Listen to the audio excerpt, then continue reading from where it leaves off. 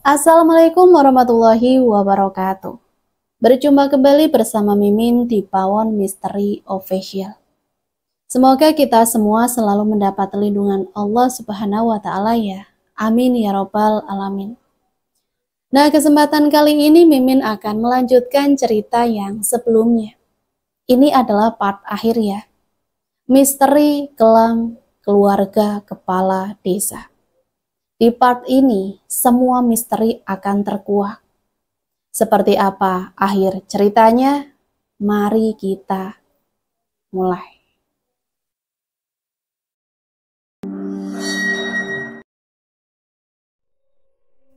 Sial, kenapa aku harus dapat bagian paling mengerikan? Sendirian pula. Kerutuan itu sudah jelas datang dari Abbas, seorang pemuda yang kini harus meratapi nasib buruknya. Rasanya seperti menantang singa di kandangnya sendiri, menyeramkan. Oke, Abbas, tenang. Sekarang cuma ada dua hal yang perlu kamu pikirkan. Temuin sesuatu lalu pulang dengan selamat. Atau ketangkep Pak Saleh lalu pulang dengan batu nisan. Intinya jangan ceroboh. Abbas kembali menyemangati dirinya sendiri.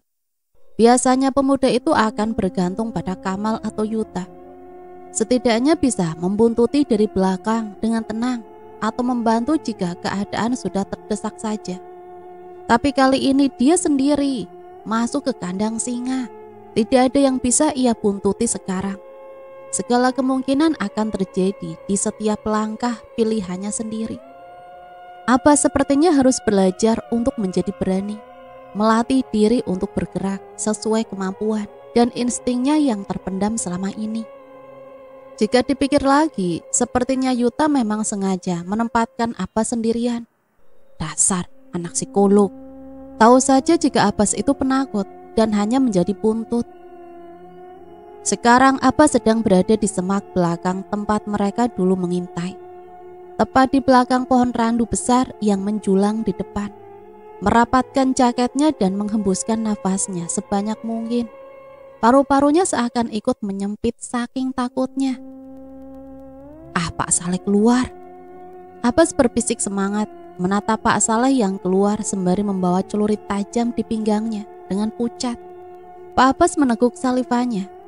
Tidak apa, dirinya sudah punya rencana. Simpel saja. Setelah Pak Saleh keluar, Abbas akan menggeledah bagian dalam rumah, menemukan suatu fakta menarik sebelum pergi keluar dengan perasaan bahagia. Andai Abbas tahu, semuanya tidak akan berjalan semudah yang otaknya pikirkan. Sekarang, Abbas segera berlari keluar dari semak-semak, mencabut beberapa duri yang menancap di lengannya, dan mengendap-endap persis seperti maling dari belakang rumah. Sebenarnya Abbas sudah terbiasa. Dulu dia beberapa kali mengendap-endap untuk mengamati Riri dari kejauhan, atau sekedar untuk meletakkan hadiah di loker sang pujaan hati. Tak disangka, ternyata kebiasaannya itu berguna juga sekarang. Abbas kali ini sudah di tengah ruangan. Dia sedang berdiri melamun, memikirkan ruangan mana yang perlu ia masuki dulu. Bukannya segera memutuskan, Abbas malah sibuk mengintip punggung Pak Saleh yang perlahan mulai mengecil dari balik pintu depan. Sebelum kembali berputar-putar di tengah ruangan, Abbas bingung, sepertinya dia tidak terlalu pandai membuat rencana. Mungkin ini maksud Yuta membiarkan Abbas pergi sendiri. Kamar dulu mungkin. Pemuda itu kemudian melangkahkan kakinya ke kamar. Dia menyibak kain penutup dan menemukan sesuatu yang tidak ada bedanya. Kamar Pak Saleh masih sama wujudnya. Ya, kecuali lebih kotor dan berantakan. Dan lubang tempat mereka melarikan diri dulu sudah tertutup rapat. Abbas bergidik ngeri membayangkan saat-saat mencekam mereka kala itu. Manik matanya bergulir tak beraturan sebelum akhirnya menangkap sesuatu yang terasa mengganjal. Sebuah kotak kayu yang ditutup kain merah di pojok ranjang tersembunyi di belakang. Rahasia selalu disembunyikan. Abbas langsung merangkak secepat mungkin. Dia merunduk untuk menjangkau kotak berukuran sedang itu. Pemuda itu membawanya di pangkuan sembari membolak-balikan penasaran. Wujudnya hanya kotak biasa, bercorak sedikit rumit dan diberi pengunci seadanya. Jika memang kotak biasa, kenapa ditaruh sampai belakang seperti ini? Mungkinkah ada sesuatu di dalamnya? Rahasia milik Pak Saleh? Mungkin. Ya, karena Abbas takut mati penasaran, dia akhirnya membuka paksa kunci kotak itu sebelum menariknya agar terbuka. Sekarang sudah terbuka. Abbas mengambil 2 benda di antara kumpulan benda di dalamnya. Matanya melotot, jantungnya mendadak bermaraton, berbarengan dengan keringat dingin yang mengucur di keningnya. 2 benda dipegangnya jatuh ke bawah. Abbas menatap antara getir dan tak percaya. Ada sesuatu yang salah. 2 buah boneka kayu biasa yang dipegangnya tadi masih utuh, berbentuk manusia, dan bertuliskan nama Isabel dan Riri. Abbas nyaris memekik ketika melihat boneka lainnya di dalam kotak. Ada nama Jihan dengan sebuah kayu tajam yang menancap di jantungnya, perlumuran darah. Derap langkah kaki pelan yang menginjak rimbunya semak terdengar kasar. Selangkah demi selangkah menyusuri jalanan dengan ilalang tajam yang mengitari sekitar. Berdoa semoga hari ini cerah, meskipun awan abu-abu yang awalnya berarak pelan mulai berubah menjadi angin kencang. Aku gak tahu harus bilang syukur apa harus bilang sial, karena sebentar lagi bakal hujan. Kamal membuka obrolan, dia semakin mengeratkan jaketnya, memperhangat diri. Pagi ini benar-benar dingin. Bilang syukur karena kalau gelap semakin sedikit resiko kita bakal ketahuan. Dan bilang sial karena ada kemungkinan kalau hujan airnya bakal masuk sumur dan kita tenggelam terus mati di dalam. Yuta menjabarkan seringan mungkin, seakan tanpa beban, karena nyatanya dia sendiri sudah sering berhadapan dengan maut. Mereka berdua sekarang sedang mengendap-endap di samping rumah Pak Wija, memastikan jika pria tua dan anaknya itu tidak akan mendekati sumur.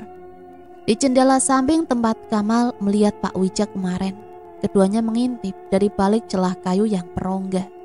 Hanya ada Pak Wija, tidak ada Maot. Kamal mencoba mengintip lebih jauh.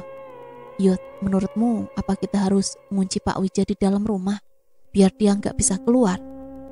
Pakai apa? Yuta menoleh, dia sepertinya tertarik dengan usul Kamal untuk mengunci Pak Wija hidup-hidup. Nggak tahu, nggak usah ngomong. Yuta mendesis kesal. Dia kemudian menyeret paksa lengan Kamal untuk mendekati sumur, seraya mengeluarkan beberapa peralatan yang sudah disiapkannya kemarin malam. Pemuda itu menoleh. Kita buruan masuk aja. Menurut saya, Pak Wija nggak mungkin pergi ke sumur. Kamal mengangguk, mengambil tali di kantong jaketnya dan mengikatkan pada pinggangnya. Pemuda itu kemudian mengikat ujung tali satunya di atas sumur dan bersiap dengan guntingnya. Gak usah terlalu rumit ikatannya, yang penting kuat, biar nanti kalau kita potong tali itu, bekas potongannya bisa jatuh ke bawah. Yuta pesan, dia segera mengikat tali di pinggangnya dan naik ke bibir sumur. Kamal mengikuti di belakang, usai memasangkan pisau kecil di ujung sepatunya. Usaha agar ketika mereka turun ke bawah, pisau itu akan menancap sedikit demi sedikit di dinding sumur, mengikis selumut basah agar tidak tergelincir dan jatuh seperti kemarin. Keduanya terus merosot turun dengan hati-hati, menancapkan pisau pijakan dan mengerus lumut perlahan-lahan, berusaha mempercepat langkah berbarengan dengan awan hitam yang berarak semakin pekat. Setidaknya mereka harus sampai di bawah sebelum rintik hujan mulai turun membasahi bumi. Biar aku yang buka pintunya. Yuta maju. Dia menggenggam erat knop pintu yang terasa dingin. Perlahan pemuda itu mendorongnya, menimbulkan suara berderit dan hawa ganjil yang langsung menguar keluar. Aroma anyir darah bercampur daging yang membusuk segera melesat masuk ke indera penciuman, membawa asam lambung untuk naik sebelum memuntahkan isinya. Bau darah. Kamal menggerutu. Dia mulai membenci hidungnya yang terlalu sensitif. Pemuda itu gantian menarik Yuta untuk turun ke bawah. Gelap dan sedikit sesak. Ruangan dengan petak berukuran sedang itu nampak tak tersorot cahaya sama sekali. Hanya ada keremangan ganjil bersama hawa tak nyaman yang menyambut bulu kuduk. Kedua pemuda itu langsung menyorotkan senternya ke sekeliling. "Kamu ke sana, biar aku yang periksa bagian sini. Kalau ada apa-apa langsung panggil." Suara perintah Yuta terdengar menggema di penjuru ruangan. Kamal hanya mengangguk, kakinya mulai melangkah ke sisi perlainan. Mereka akan segera membuka rahasianya. Kamal melangkah perlahan. Dia menyorot sekelilingnya dengan serius. Sebelum menyorot pijakan di bawahnya, ada tanah. Perlumuran cairan pekat berwarna merah darah. Pantas saja bau amis mendominasi sedari tadi. Pemuda itu kemudian mengangkat senternya, menunjukkan sesuatu di depannya. Sebuah kotak kayu berukuran panjang dan cukup besar, berbentuk mirip seperti peti mati, meskipun bentuknya sedikit berbeda. Kamal berjalan mendekat. Dia menyentuh penutup kotak kayu tersebut dengan hati-hati. Lengket. Buru-buru Kamal menggosokkan tangannya, menghilangkan aroma busuk dan rasa lengket di permukaan kulitnya. Pemuda itu merunduk, mencoba melihat lebih jelas sesuatu yang terselip di antara penutupnya. Sebuah kain biru, mirip warna baju Jihan. Kamal berbisik. Pemuda itu berdiri, menutup hidungnya lebih erat sembari mengumpulkan nyali untuk membuka kotak di depannya. Jantungnya tiba-tiba berdegup kencang. Kamal sangat ingin tahu apa yang ada di balik kotak itu. Tapi dirinya juga takut tentang apa yang akan ditemukannya kemudian. "Buka apapun isinya, jangan takut, jangan panik. Ada Yuta." Kamal mencoba menyemangati dirinya sendiri. Pemuda itu bersiap dengan senter yang menyorot. Tangannya terjulur, menyentuh pinggiran penutup dan bersiap mengangkatnya. Menahan nafas bersama dengan tangannya yang mulai terangkat naik. Membuka kotak dan mempertunjukkan isi tersembunyinya. Kamal nyaris pingsan melihat apa yang ada di dalamnya. Daging manusia. Sisanya membusuk dan sisanya tergenang oleh darah dan lendir kehijauan. Terpotong asal dan bertumpuk menjadi satu, hingga menimbulkan aroma busuk yang begitu kuat. Kamal bahkan masih bisa melihat salah satu kepala dengan rongga mata kosong yang seakan menatapnya. Potongan tangan, potongan kaki, jantung, paru-paru, otak, dan bahkan bagian tubuh lainnya dimutilasi dengan kasar. Dibiarkan bercampur menjadi satu dan membusuk sendirian. Beberapa bahkan sudah berwarna kehitaman.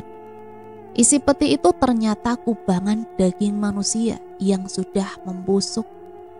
Kok baunya makin busuk? Yuta di sisi lain mulai menyuarakan ketidaknyamanannya. Kamal tidak menjawab. Tangannya gemetar tak karuan. Mual dan gemetar hebat langsung menyergap tubuhnya.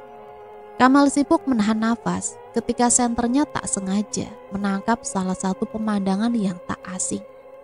Jihan. Tubuh perempuan malang itu tersender di sisi kanan kotak kayu. Tidak, bukan tubuh, tapi hanya bagian kepala sampai lehernya saja yang tersisa. Menyisakan urat dan kulit kasar yang sangat jelas jika dipotong dengan paksa.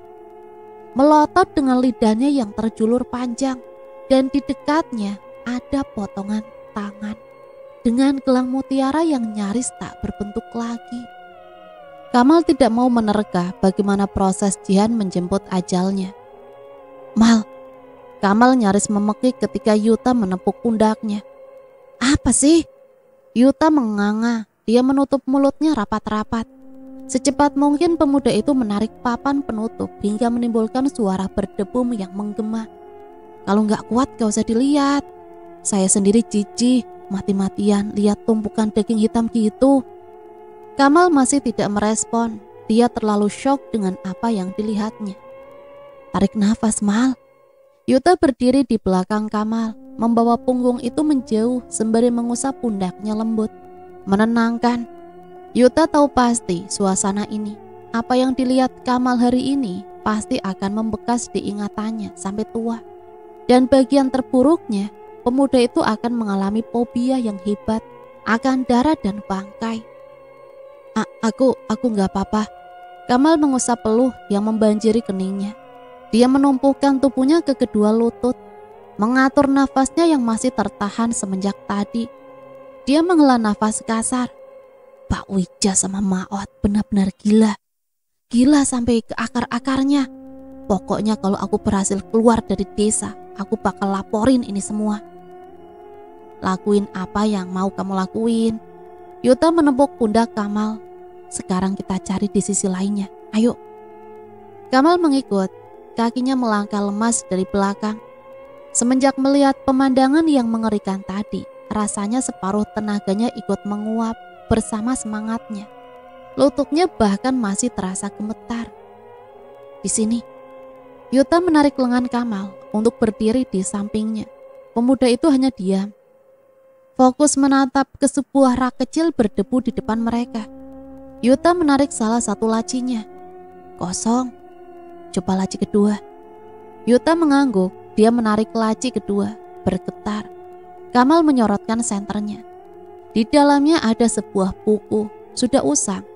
Bersambul hitam dengan lembaran yang kekuningan. Penuh dengan debu dan jaring laba-laba. Yuta mengambilnya. Dia meniup debu di atasnya. Pemuda itu terbatuk pelan dan menyerahkannya pada Kamal. Perlahan, Kamal mengusap sampul atasnya. Membuka lebar pertama dan mencoba membaca yang tertulis di atasnya. Sebuah kisah di desa Widi. Kisah manis sebelum tragedi. Sebuah kisah sebelum desa Widi berubah menjadi desa mati. Kematian yang perlahan mulai mengikuti kami. Apa itu? Yuta ikut mendekat. Kamal mengedikkan bahunya. Buku catatan mungkin? Pemuda itu membuka lembar kedua. Di sana tertulis nama sang pemilik. Yuta dan Kamal menahan nafasnya. Milik Mayang. Sudut pandang Mayang 10 tahun silam. Ada di sisi terdalam hutan, tersembunyi oleh pepohonan, membaur dengan kegelapan ketika malam. Dulu desa Widi masih hidup, layaknya desa biasa. Penduduknya mayoritas bermata pencaharian bercocok tanam ataupun berburu di hutan. Tidak ada yang berbeda dengan kehidupan manusia biasa. Semua hidup dengan kata layak. Meskipun disanding dengan sebuah kesederhanaan. Beralaskan tanah dan berdinding kayu, semua nampak normal. Sampai hari itu tiba. Sebuah tragedi yang membuat desa Widi menjadi sebuah desa yang dirongrong misteri. Keberadaannya pun sudah menjadi momok tersendiri bagi masyarakat di luaran. Sebuah desa nyata yang kini dianggap mitos belaka. Terasa menyakitkan, karena sebenarnya kami itu ada. Hanya saja, kini kita dianggap sudah mati. Dan inilah awal malapetaka yang mengurung desa kami. Hari itu putra pertamaku, Wisnu, akan menikah. Putra pertama dari pernikahanku dengan Kang Wija, 23 tahun lalu. Setelah itu putra keduaku turut lahir ke dunia, Malot namanya. Hari ini cerah, aku bersama Kang Wija, Malot dan Wisnu yang sudah berdandan rapi, berangkat ke rumah calon istri yang akan dipersunting putraku. Seorang primadona desa dengan parasnya yang cantik jelita. Tingkah lakunya anggun, tutur katanya lembut. Dia anak dari salah satu warga asli di desaku. Ningsih namanya. Begitu cantik dan memukau ketika dia keluar bersama ibunya yang sudah lama menjanda. Membalut gaun indah yang sudah diperhias sedemikian rupa oleh teman dekatku. Teman yang sungguh sebelum aku mengenal Kang Wija. Aku bahkan sudah lebih dulu dekat dengannya. Dewi Roro, namanya cantik, persis seperti orangnya. Semuanya sudah diputuskan, tanggal pernikahan sudah ditentukan. Hanya saja aku tak tahu kalau pernikahan putra pertamaku itu akan membawa malapetaka yang besar, sangat besar, menghancurkan desa kami yang masih banyak dikuasai ego dan pemahaman primitif. Bagi warga desa kami, logika itu tak ada. Intinya, selama kau melanggar adat desa yang sudah ditetapkan sejak lama, maka kau harus dihukum, meskipun itu tidak masuk akal sekalipun. Maka kami melakukannya dengan dalih adat desa. membawa nama leluhur lama untuk saling memporak-porandakan antar manusia. Nyatanya pikiran kami sendiri yang saling menyakiti. Kami yang terlalu bodoh dan mudah terpercaya oleh isu yang disebar oleh seseorang yang dianggap paling besar. Siapapun yang memiliki kasta paling tinggi, maka dia akan menguasai. Di malam pertama usai pernikahan digelar, aku baru tahu sebuah fakta pahit yang telah lama disembunyikan. Putraku psikopat. Setidaknya itulah kata yang sering digunakan orang-orang ketika menemukan manusia yang suka membunuh dan menyiksa manusia lainnya, menikmati setiap adegan keji yang dilakukannya. Meskipun tak percaya, aku sekarang yakin kenapa ada begitu banyak bangkai tikus yang menggunung di kamar putraku, Wisnu. Kedua mataku melihatnya sendiri. Wisnu, putraku, menyiksa Ningsih, perempuan yang baru beberapa jam sah menjadi istrinya, menyayat setiap kulit di pipinya dengan senyum merekah, menikmati setiap goresan yang ia tancapkan pada mata dan kedua kakinya, mendalami dengan nyaman ketika lengkingan mengerikan keluar melalui kedua bilah bibirnya. Aku tak kuasa melakukan apapun, karena nyatanya Wisnu sudah merencanakan semuanya. Dia memang memiliki rencana untuk menikmati Ningsih, gadis tercantik di desa, sebelum menjelma tak ubah persis boneka yang telah rusak. Jika saja Kang Wija ada di rumah hari itu, pasti semuanya tak akan terjadi. Ningsih tak akan mati, Wisnu tak akan diadili, dan Malot, putra kecilku yang malang, tak akan harus menyaksikan adegan kekerasan yang tak patut dilihat kedua matanya. Hanya saja di malam mengerikan itu, aku sempat melihat binar kekaguman di kedua mata Malot. Kedua putraku psikopat. Akhirnya Ningsih mati. Dia diadili di tengah masa, meskipun tak ada warga yang tahu jika ternyata Wisnulah yang membunuhnya. Semua karena Kang Wija, sang kepala desa yang berusaha membenarkan seluruh tingkah laku putranya. Kasta tertinggi, warga akan mempercayai. Aku sendiri masih bisa melihat kilat mata kebencian ketika kepala Ningsih terpenggal. Bibirnya mengucapkan sesuatu, sebuah dendam. Aku yakin Ningsih akan menuntut balas. Di malam itu juga, Roro bersama suaminya, Kang Lukis, mendatangiku. Dia menjadi perantara antara keluargaku dengan Mbok Dewi, ibu Ningsih, yang kini tengah terisak di sudut rumahnya. Wanita renta itu begitu malang. Aku masih ingat bagaimana kata Roro waktu itu. Mayang, apa benar Ningsih melukai dirinya sendiri? Bukannya saya curiga, tapi Ningsih itu primadona desa yang sangat dielukan wajahnya. Untuk apa dia merusak salah satu aset yang dianggapnya berharga? Kang Lukis hanya memandangiku dari belakang Roro, disusul Kang Saleh, Kang Rasim, dan beberapa tetua desa yang turut menghampiriku. Mereka menanyakan hal yang sama. Dan di saat itu, aku salah telah mengatakan semuanya akan baik-baik saja. Karena bangkai suatu saat akan tercium juga. Sehari berselang, kematian Mbok Dewi langsung menggegerkan warga. Mayatnya ditemukan tergantung di pohon dekat rumah kami. Gantung diri usai berhasil melukai batok kepalanya sendiri. Ada desa sudah dilanggar. Maka dari itu mereka membiarkan mayat itu tergantung begitu saja, tertiup angin sebelum semakin lama semakin membusuk dan menyatu dengan tanah. Aku tahu ini terdengar kejam, tapi begitulah kenyataannya. Sekali lagi kami saling menghancurkan di atas nama adat desa. Malam ini aku kembali menulis, menyendiri di ruang bawah tanahku. Usai bertengkar hebat dengan Kang Wija, keadaan tidak baik-baik saja, dan aku tahu semuanya tidak akan pernah menjadi baik jika psikopat pembunuh masih terus dibiarkan berkeliaran. Meski itu putraku sekalipun. Aku sudah meminta Kang Wija untuk mengurung dan mengajari Wisnu tentang hal-hal baik selama beberapa waktu.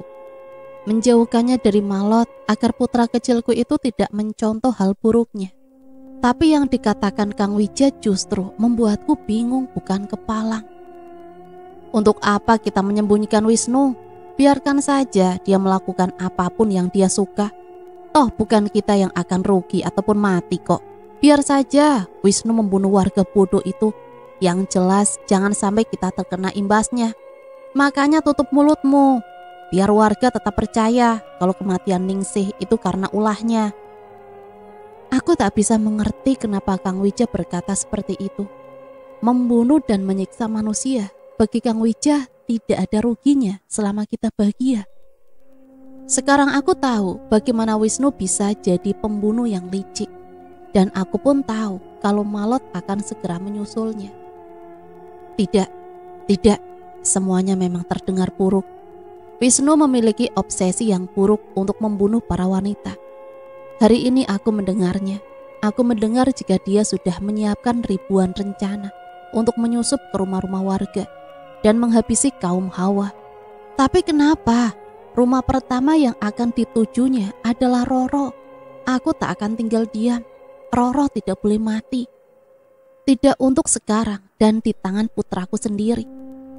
Malam itu aku membuntuti Wisnu, usai memastikan Malot dan Kang Wija tertidur di kamarnya.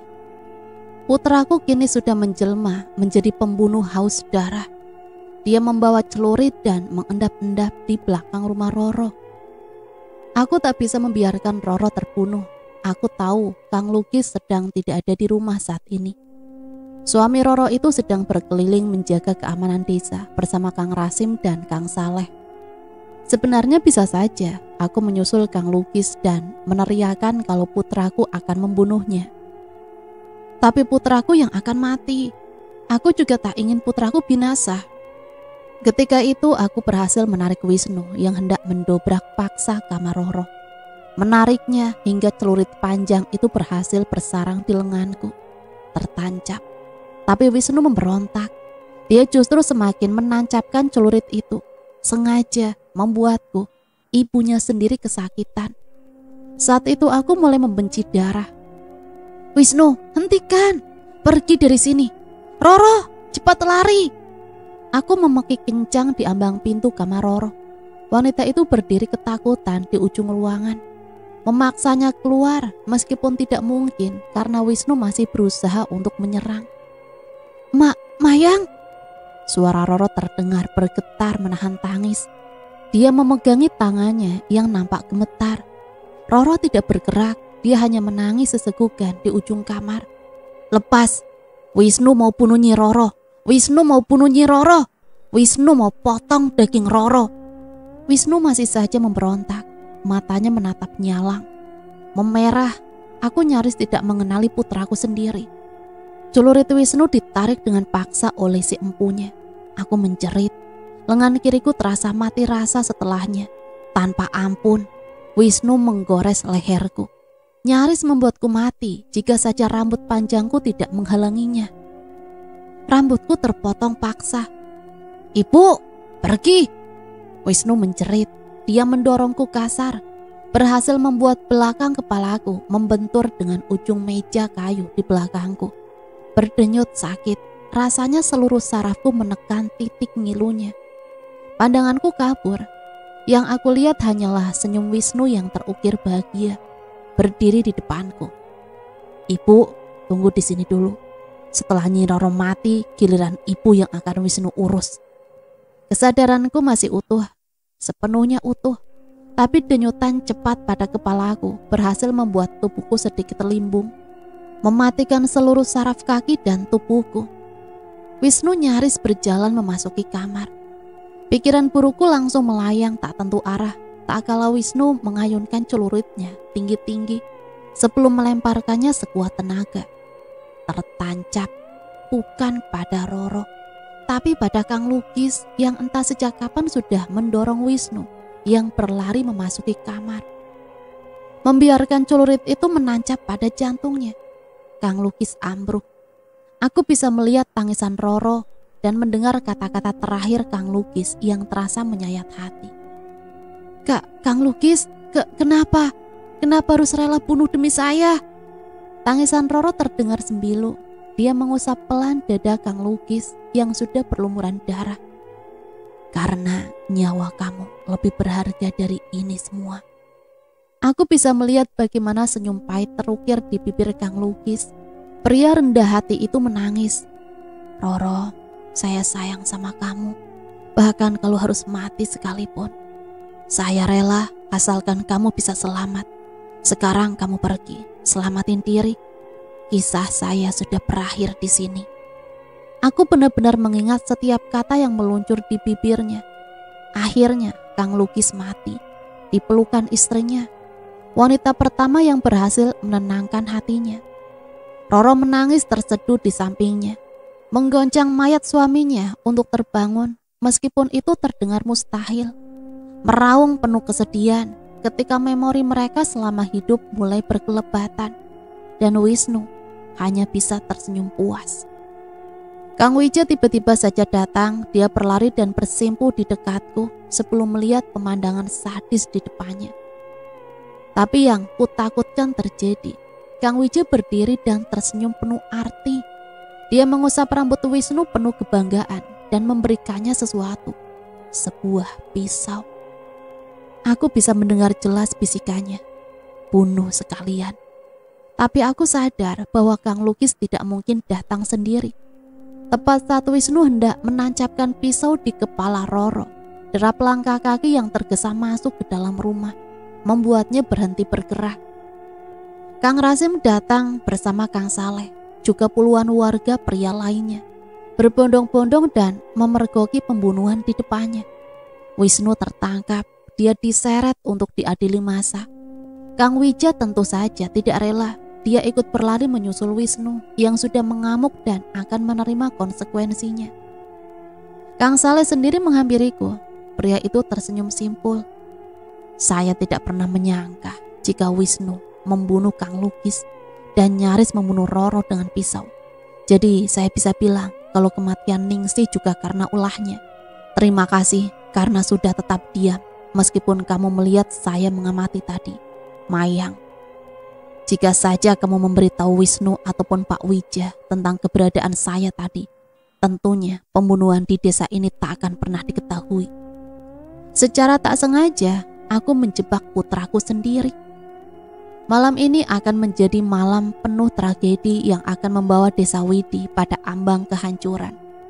Malam lautan darah sudah membanjiri desa kami, dan inilah awal semua mimpi buruknya. Wisnu pasti mati. Putraku sebentar lagi akan menjemput ajalnya malam ini. Di tengah kerumunan warga, Wisnu diikat di sebuah tiang di tengah tanah lapang. Dibiarkan begitu saja sebelum mereka memulai eksekusinya. Kang Wija tertahan di tanah, tubuhnya diikat erat. Usaha agar dia tidak bisa menyelamatkan Wisnu. Putraku akan mati. Dan aku tak bisa melakukan apapun kecuali meraung dan memohon ampunan dengan air mata yang mengalir deras. Tapi mereka tidak mempedulikannya. Beberapa warga yang memang membenci Wisnu sekaligus dendam dengan kematian Kang Lukis, pria paling murah hati di desa, menjadi lebih beringas dan menanti kematiannya. Mereka berbondong-bondong datang dari rumah sembari membawa senjata tajam. Aku tak tahu apa yang akan mereka lakukan. Aku tak mau melihat kematian putraku sendiri. Sekeras mungkin aku mencoba membebaskan diri dari beberapa warga wanita yang mencoba menghadangku. Aku menjerit sekuat tenaga. Lepaskan Wisnu, tolong maafkan dia, bunuh saja saya, tapi lepaskan dia. Tolong jangan bunuh Wisnu, jangan habisi putraku. Itu tangisan dan jeritan hati seorang ibu. Tapi mereka seakan tuli, tak peduli. Mereka menganiaya Wisnu yang terikat setengah sadar, memukulnya, menamparnya, menghinanya, menyumpahinya dengan kalimat-kalimat yang membuat hatiku menciut sakit.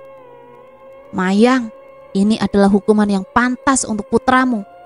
Kang Rasim berteriak begitu lantang. Matanya menatapku dan Kang Wija bergantian.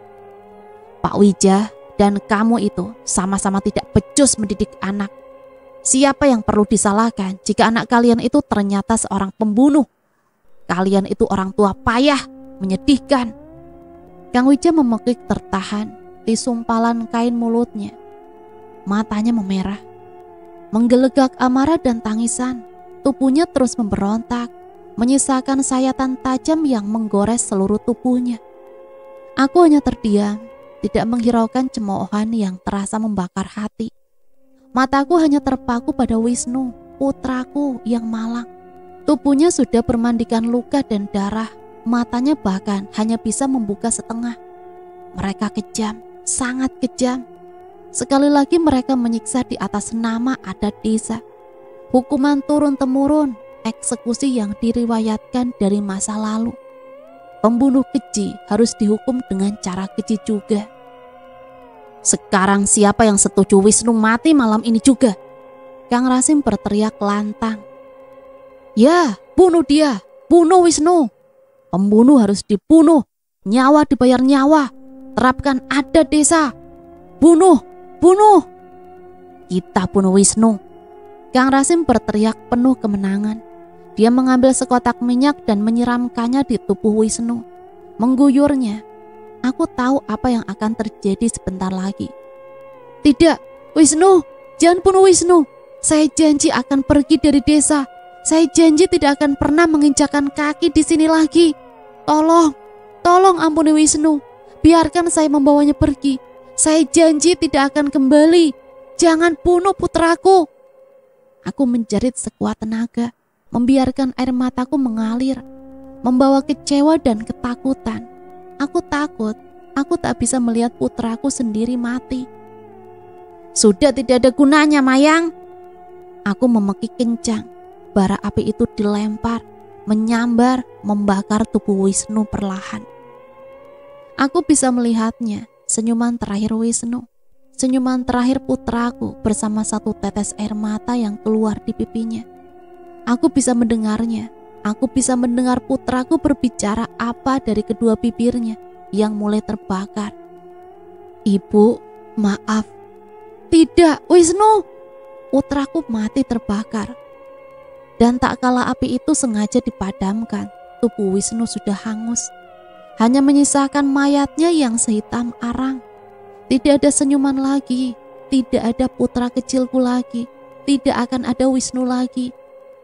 Memoriku itu berjalan cepat di otakku.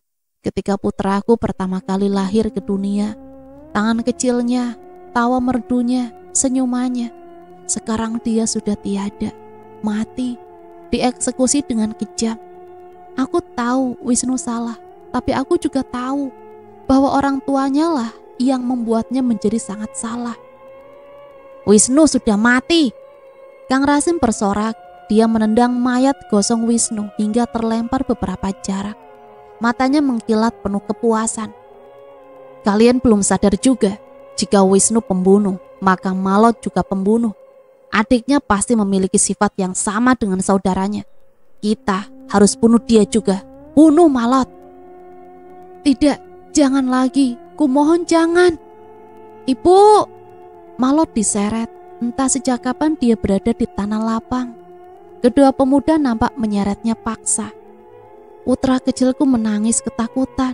Mata bulatnya memandangku penuh harap pertolongan. Ibu, tolong Malot. Malot takut, Bu. Jangan, Malot. Aku semakin beringas, menendang dan mencakar siapapun yang berusaha menghalangi. Malot diseret di tengah tanah lapang. Celurit tajam sudah dipersiapkan di sampingnya. Aku berlari sekuat tenaga, menggapai Malot dan akan membunuh siapapun yang berniat menyakitinya. Putraku tidak bersalah, Malot tidak boleh dihukum juga. Pergi kalian, berdebah, brengsek, jauhi anakku. Seketika aku ambruk, potongan kayu menghantam kepalaku. Kang Wijaya menjerit menatapku. Kang Saleh, dia menatapku iba. Meskipun tangannya sudah berhasil mendaratkan satu pukulan kencang. Maafkan saya, Mayang. Aku jatuh tak sadarkan diri. Hanya menyisakan bayangan Malot yang menangis histeris menatapku. Malam, langit masih terlihat pekat oleh gelap.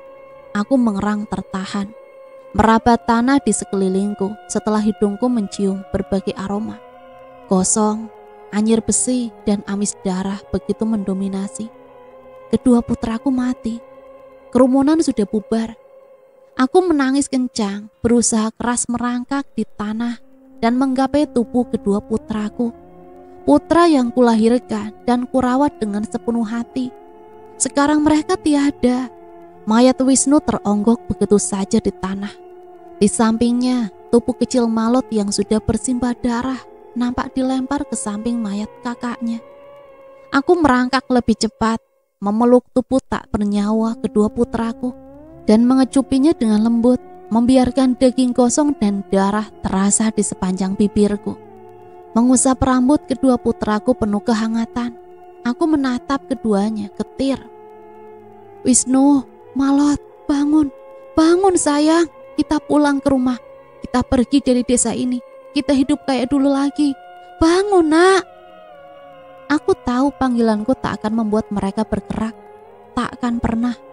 Aku tak bisa menantang takdir kehidupan, dan nyatanya yang sekarang tersisa hanyalah kebencian. Yang suara kesakitan itu membangunkanku, membuatku menoleh cepat. Di sana, suamiku masih tertelungkup dengan wajah penuh tanah. Secepat mungkin aku berlari menghampirinya, membantunya duduk sembari meringis ngilu, melihat salah satu kakinya yang lebam membiru, tertimpa batu besar. Lumpuh, Kang Wija tidak bisa berjalan lagi setelah ini. Aku membantunya duduk, memeluknya dan menangis kencang. Kang, Wisnu dan Malot Kang, mereka sudah mati Kang. Mereka pergi lebih dulu meninggalkan kita. Mereka membunuhnya Kang.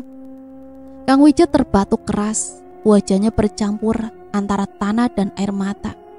Matanya masih memerah. Kang Wija sepenuhnya sadar. Dan aku yakin Kang Wija menyaksikan semua adegan ketika putranya dibunuh. Warga desa Widi harus mati. Kang Wija berbisik penuh dendam. Matanya menatap nyalang. Hanya ada kegelapan. Sekarang di kehidupan kami hanya ada kematian. Kami berjanji akan membayar nyawa yang seharga. Penderitaan kami harus terbalaskan. Aku bersumpah dendam ini akan membawa kalian pada kematian. Mereka semua akan mati, semuanya. Aku senang, teramat sangat senang. Malam ini Kang Wija berhasil menemukan cara untuk membantai semua warga di desa. Sekarang aku tak akan mau membedakan mana yang benar dan mana yang salah. Mereka akan mati.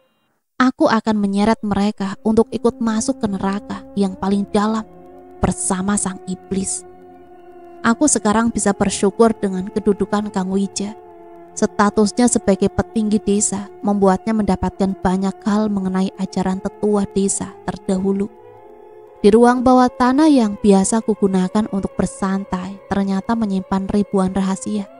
Rahasia kelam dan perjanjian bersama sang iblis. Malam ini suamiku melakukan ritual pemanggilan iblis.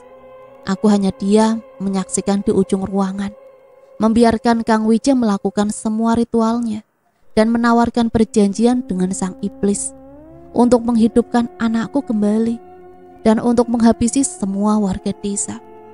Malot, putra kecilku, terbaring di atas papan kayu. Aku tak bisa menghidupkan Wisnu kembali. Tubuhnya sudah hangus. Hanya Malot yang bisa. Meskipun luka di tubuhnya pasti akan membutuhkan waktu untuk pulih seperti sedia kala. Akhirnya sang iblis setuju dengan syarat setiap 2 tahun sekali kita harus mengadakan upacara persembahan untuknya dan juga meminta tumbal jiwa dan darah perempuan muda sebagai budaknya, dan aku harus menjadi perantaranya. Aku nyaris menolak. Aku hanya ingin mereka mati tanpa harus ikut mengotori tanganku sendiri. Tapi sang iblis bersikeras. Dia ingin aku menjadi salah satu budaknya, bekerja sebagai perantara yang membawa tumbal ke hadapannya, ke dimensi dan dunia ketiganya. Hanya itu yang perlu kulakukan jika ingin Malot hidup. Aku tak kuasa lagi menolak. Kehidupan putraku masih panjang. Aku rela menjadi budak asalkan Malot bisa hidup. Tidak peduli jika aku hanya bisa memandangnya dari dimensi berbeda. Asalkan Malot selamat, aku akan melakukan segalanya. Malam itu juga, sang iblis menyembuhkan luka busuk di kaki Kang Wija.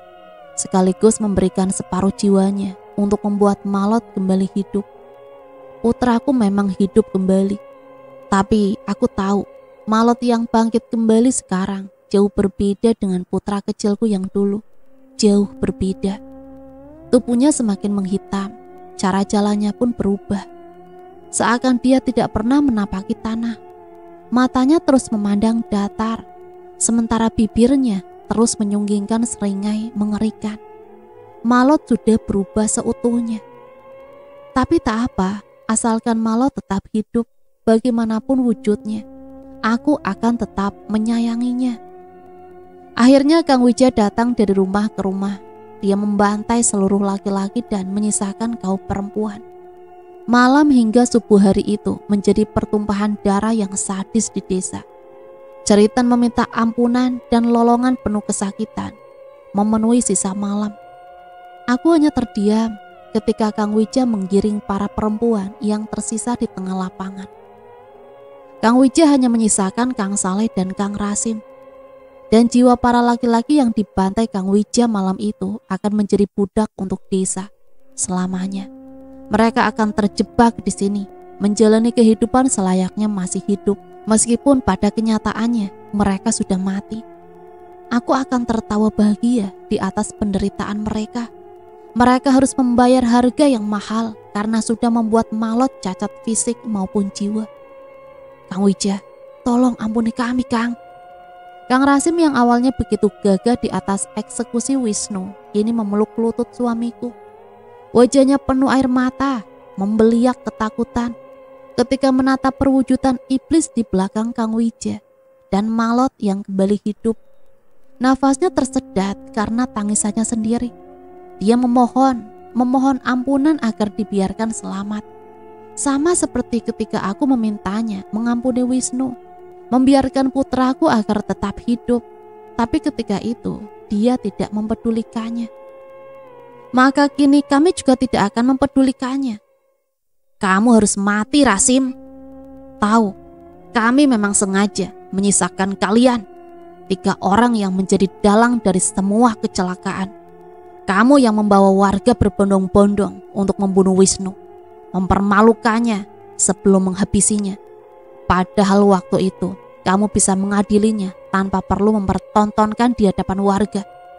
Kamu, Saleh dan Roro akan mengalami kematian paling mengerikan. Kematian yang sama seperti kalian menghabisi Wisnu. Kang Wija berteriak kencang. Dia mengangkat tinggi-tinggi kapak di tangannya. Tunggu dulu, Kang. Kita bisa bicarakan ini dengan baik. Kang Rasim mendongak cepat. Dia mengatupkan kedua tangannya. Kami akan menjadi budakmu. Aku bisa melihat sirat wajah terkejut milik Kang Saleh dan Roro yang terikat di tanah. Budak? Aku mengernyit menatapnya.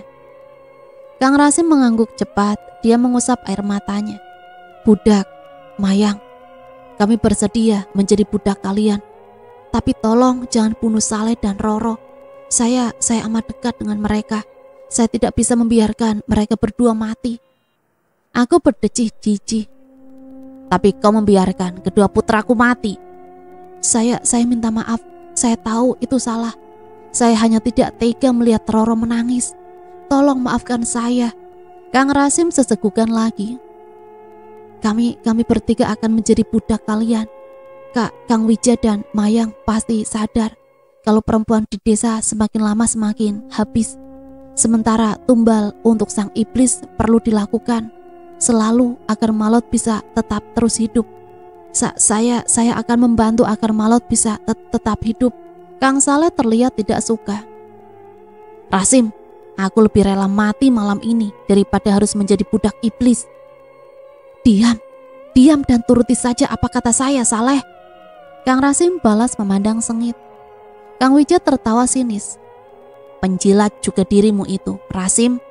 Sampai paham ritual seperti apa yang pernah saya lakukan untuk menghidupkan Malot kembali. Nenek saya dahulu pernah melakukannya. Kang Rasim mencoba menyuarakan bujukannya.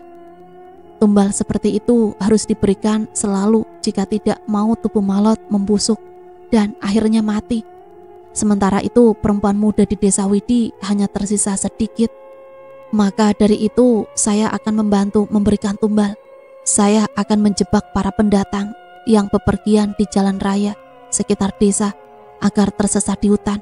Sementara Saleh bisa menjadi perantara untuk membunuh mereka lewat boneka yang akan saya buat.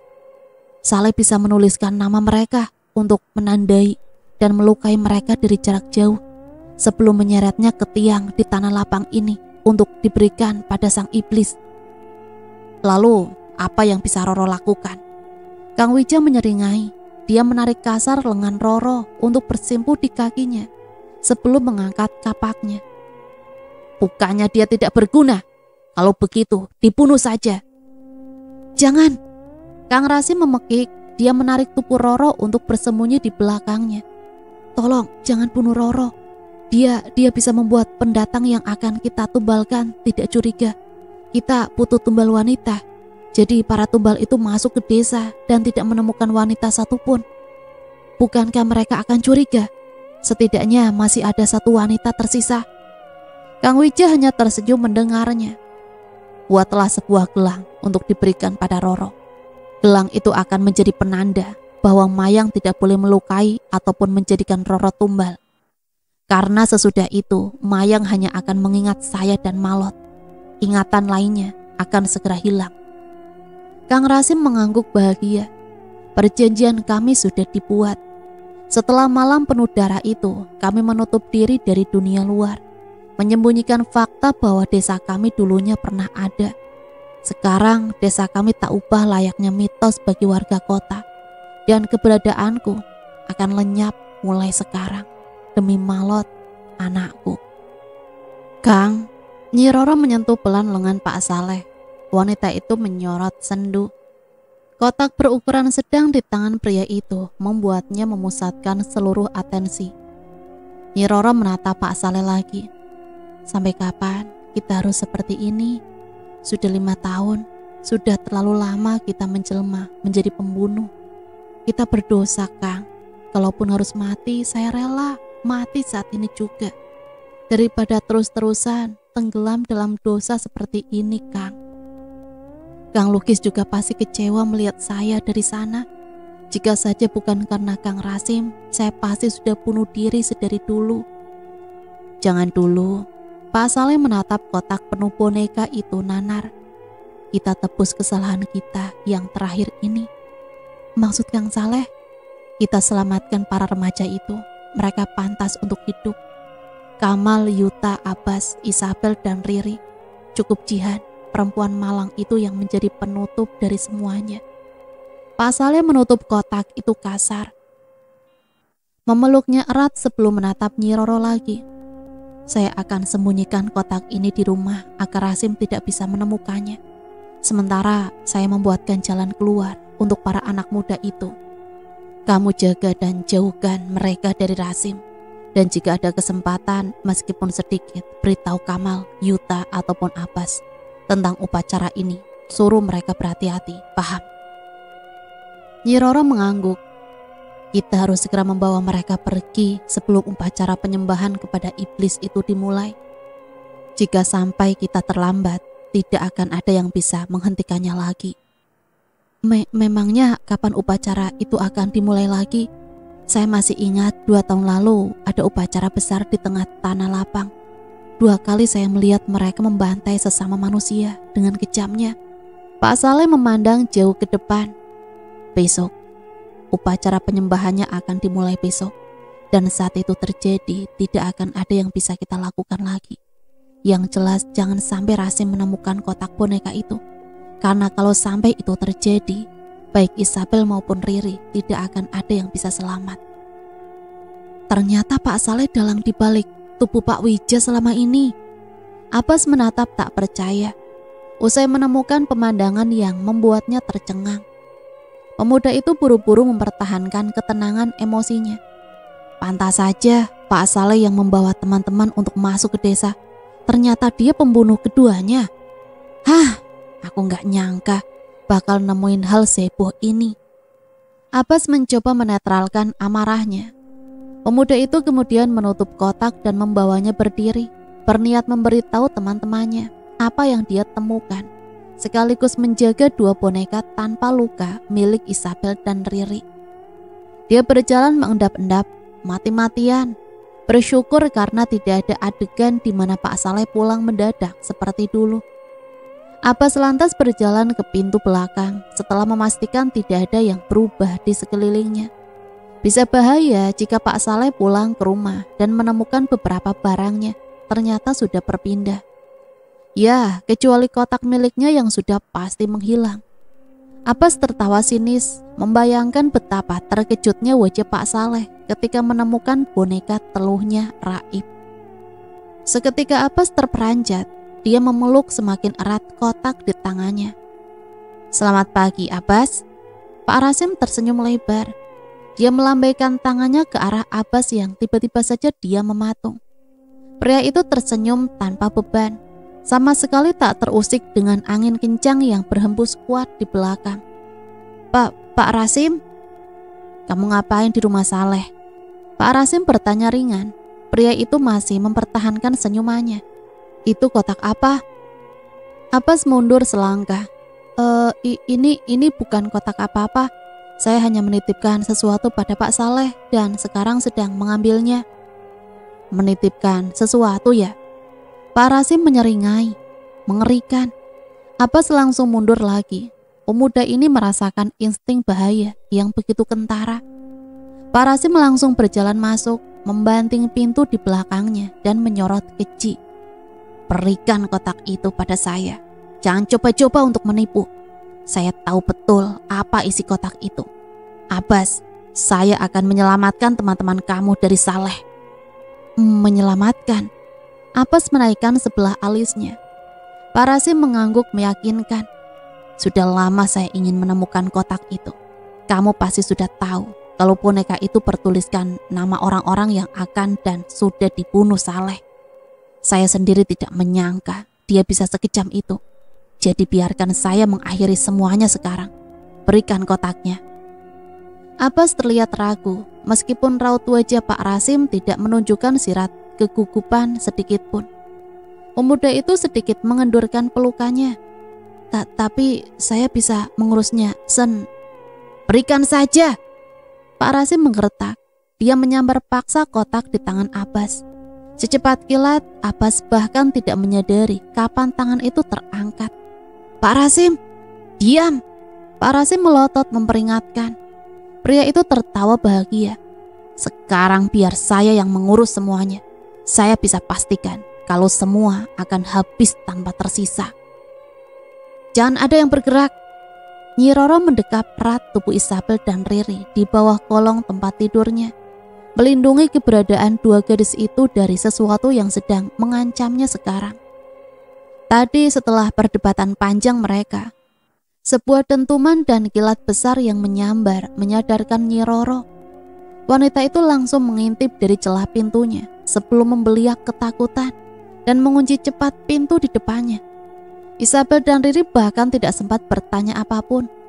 Nyi Roro terlalu cepat menarik mereka ke bawah tempat tidur, usai mengunci pintu kamarnya, bersembunyi dari balik apapun itu yang sedang berkeliaran di luaran sana. Yang jelas Nyi Roro tahu upacara penyembahan akan segera dimulai. Siluet langkah kaki di bawah pintu membuat mereka buru-buru membungkam mulut. Di luar, langit semakin gelap, membawa kegelapan yang membuat mereka bersyukur karena bisa bersembunyi lebih baik. Langkah kaki yang lebih kecil nampak menyusul dan berdiri bersisian. Kedua bayangan kaki itu berdiri di depan pintu, terdiam, tidak melakukan apapun. Baik Isabel maupun Riri masih tidak bereaksi. Mereka berdua sibuk menahan nafas dan menguatkan keberanian kali ini. 1 detik, 5 detik, 10 detik. Masih tidak ada pergerakan yang berarti. Riri mencoba berbisik pelan. Sebenarnya yang di luar itu siapa? Diri saya yang lain. Tidak. Yang menjawab itu bukan Nyi Roro maupun Isabel. Riri mematung. Dia tidak ingin bergerak meskipun merasakan seraut wajah yang menatapnya dengan senyum lebar dari samping. Gadis itu tidak bisa berteriak. Dia meredam ceritanya dengan menggigit bibir kuat-kuat. Bola matanya menggulir ke arah Isabel dan Nyi Roro yang nampak tenang. Sepertinya mereka berdua tidak sadar dengan kehadiran makhluk lain di ruangan ini. Dan ketika tangan dingin itu menyapa kulitnya, Riri nyaris menangis saking takutnya. Riri tidak sanggup untuk tidak berteriak ketika kuku tajam itu menggores pergelangan tangannya, menyadarkan Isabel dan Nyi Roro yang masih sibuk mengawasi pintu untuk melihat siapa yang ada di sebelah Riri. Pak Wija atau apapun itu yang menyerupai wujudnya, tertelungkup dengan kepalanya yang menoleh aneh. Seraut bibirnya menyunggingkan senyum mengerikan, membuat taring tajam dan lelehan darah mengintip dari sela-selanya. Pupil matanya membesar tanpa bintik hitam sedikit pun. Tidak ada hidung di raut wajah datar itu. Hanya ada leher yang terpelintir aneh, membuat kepala itu terpasang mengerikan, dengan bibirnya yang tak henti menyunggingkan senyum lebar. Iblis! Tepat ketika Nyi Roro berteriak, leher itu berputar cepat, membawa kepala dengan wajah penuh seringai itu memutar layaknya gasing. Terus berputar dan berputar, menancapkan gigi dan kuku runcingnya, membawa Isabel dan Riri sebagai tumbal dalam upacara penyembahan kali ini. Jadi semua ini... Yuta tak bisa melanjutkan kata-katanya. Nafasnya sendiri terasa tercekat. Buku catatan itu lantas ia lemparkan ke meja, mencengkram erat rambutnya untuk melampiaskan rasa frustasi dan terkejut akan apa yang baru saja mereka baca. Aku nggak tahu harus ngomong apa. Kamal menumpukan tangannya di meja. Pemuda itu menelungkupkan wajahnya. Jadi ini tragedinya. Mayang yang selama ini warga desa dan kita takuti itu ternyata seorang ibu yang berharap kehidupan kembali untuk anaknya. Sekarang saya bisa salahin Pak Wija seutuhnya, tapi melihat pendorong yang membuat dia menjadi kejam seperti ini, saya mulai bingung harus menyalahkan siapa. Yuta menjawab. Dia kemudian berdiri, mengambil buku yang tadi ia lempar untuk masuk ke dalam tasnya. Ayo kita keluar. Kalau dibaca dari buku catatan ini, berarti tempat ini dulunya dipakai Mayang untuk istirahat, sekaligus tempat mereka melakukan ritual hitam sebelum membangunkan sumur untuk kamuflase. Kamal bergidik usai menyadarinya. Mereka berdua segera berjalan menjauh, keluar dan melihat langit yang semakin gelap, tak memiliki jalan keluar lain. Kamal dan Yuta segera membuka terowongan itu, merangkak masuk seraya membicarakan apa yang mereka temukan tadi.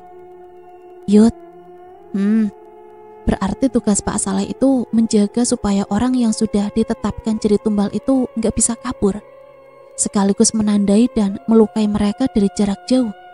Tanya Kamal. Yuta berdehem di depan, dia mengangkat bahunya. Ya semacam itulah. Sekarang kita jadi ngerti kenapa Jian waktu kabur balik lagi ke desa, dia sudah ditandai, nggak bisa kabur. Berarti Isabel sama Riri punya boneka itu juga dong. Seru Kamal cepat. Yuta berhenti merangkak, dia menatap Kamal sejenak sebelum kembali berjalan. Isabel sama Riri pasti punya boneka itu juga. Sekarang pertanyaannya, di mana letaknya? Kita tunggu cerita dari yang lain dulu. Usai Kamal menjawab, semuanya menjadi hening sampai mereka berhasil mencapai ujung terowongan. Yuta yang pertama membukanya. Mereka berdua segera naik ke atas dan menemukan pemandangan berbeda dari sebelumnya. Aku yang salah lihat atau emang gitu? Kamal mencoba memicingkan matanya. Kenapa emang? Saut Yuta, dia ikut melihat arah pandang Kamal. Di tiang tumbal, bentuknya kayak beda dari sebelumnya. Emang sebelum ini ada kotak-kotak kecil di sekelilingnya? Yuta memicing lebih serius. Sedetik kemudian pemuda itu mengedikkan bahunya. Nggak tahu, lebih baik kita pulang sekarang. Tunjukin ke teman-teman apa yang udah kita temuin. Ayo, keburu hujannya turun. Meski tidak rela dan penuh tanda tanya, Kamal tetap mengikuti langkah Yuta di depan. Mereka memutar lebih jauh ke sisi lain jalan desa yang langsung sampai ke rumah. Hasil dari penelusuran Kamal dan Yuta kemarin. Sekarang mereka bebas berjalan ke tiang tumbal dan rumah tanpa takut ketahuan. Tidak tahu saja kalau Isabel dan Riri sedang dibungkam dan diseret paksa di sisi jalan lainnya. Kok nggak ada cahaya? Kamal dari kejauhan menunjuk keheranan. Rumah yang ditempati Isabel dan Riri memang nampak sepi dari luar. Jika mereka sudah setuju akan berkumpul di sini usai melakukan penelusuran, pasti setidaknya ada satu lampu untuk penerangan. Bukannya gelap gulita seperti ini. Kosong, Mal. Mereka belum pulang ya, padahal saya yakin kalau penelusuran kita itu udah lama banget. Mungkin mereka lagi cari informasi lebih banyak. Kamal mencoba tenang. Tunggu aja, mereka pasti pulang. Kalian udah di sini ternyata. Abbas yang baru saja datang melangkah masuk ke dalam. Dia ikut duduk di samping Yuta sebelum mengedarkan pandangannya ke sekeliling. Isabel sama Riri belum pulang. Belum. Abbas menghela nafas kasar. Entah kenapa aku ngerasa khawatir terus. Kayak bakal ada sesuatu yang terjadi. Insting buruk, kenapa ya? Sedari tadi saya juga ngerasa gak enak, mengganjal, bikin saya gak bisa tenang. Apalagi Isabel sama Riri ternyata belum pulang. Kamal menegapkan duduknya, dia menepuk bahu Yuta dan Abbas berbarengan. Tenang aja, kita harus berpikir posi. Tolong! Pintu didobrak keras, Kamal, Yuta dan Abbas sampai terlonjak saking terkejutnya. Di sana Nyi Roro berdiri dengan tidak sabar. Hujan, tubuhnya basah kuyup, sementara wajahnya menyiratkan ketakutan yang mendalam. Darah nampak menetes dari sisi kepalanya, sementara kedua tangan dan kakinya tak luput dari luka sayat. Seakan baru saja mengalami hal buruk. Nyi Roro kenapa? Nyi Roro menitikkan air matanya, bibirnya terlukis kecewa yang amat kentara. Isabel sama Riri. Isabel sama Riri? Kenapa mereka? Mereka mau ditumbalin di upacara penyembahan hari ini. Kematian, setiap orang pasti akan menemui ajalnya. Setiap manusia pasti akan berakhir riwayatnya. Tapi bagi mereka yang begitu memperjuangkan nyawa orang yang mereka pedulikan, rasanya begitu menyedihkan ketika orang yang mati-matian mereka perjuangkan itu nyaris mati sekarang. Kini hanya ada keputusasaan dan sedikit harapan. Di bawah angin kencang dan badai hujan yang sebentar lagi akan menghujam, setitik harapan itu berusaha keras diperjuangkan. Berlari kencang menembus gelapnya awan demi satu tujuan.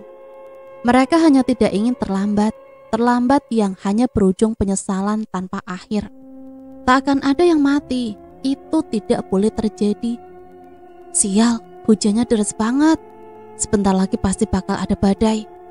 Kamal memekik kencang. Dia sedikit menutupi penglihatannya dari hujaman air. Pemuda itu melirik Abbas yang berlari di sampingnya.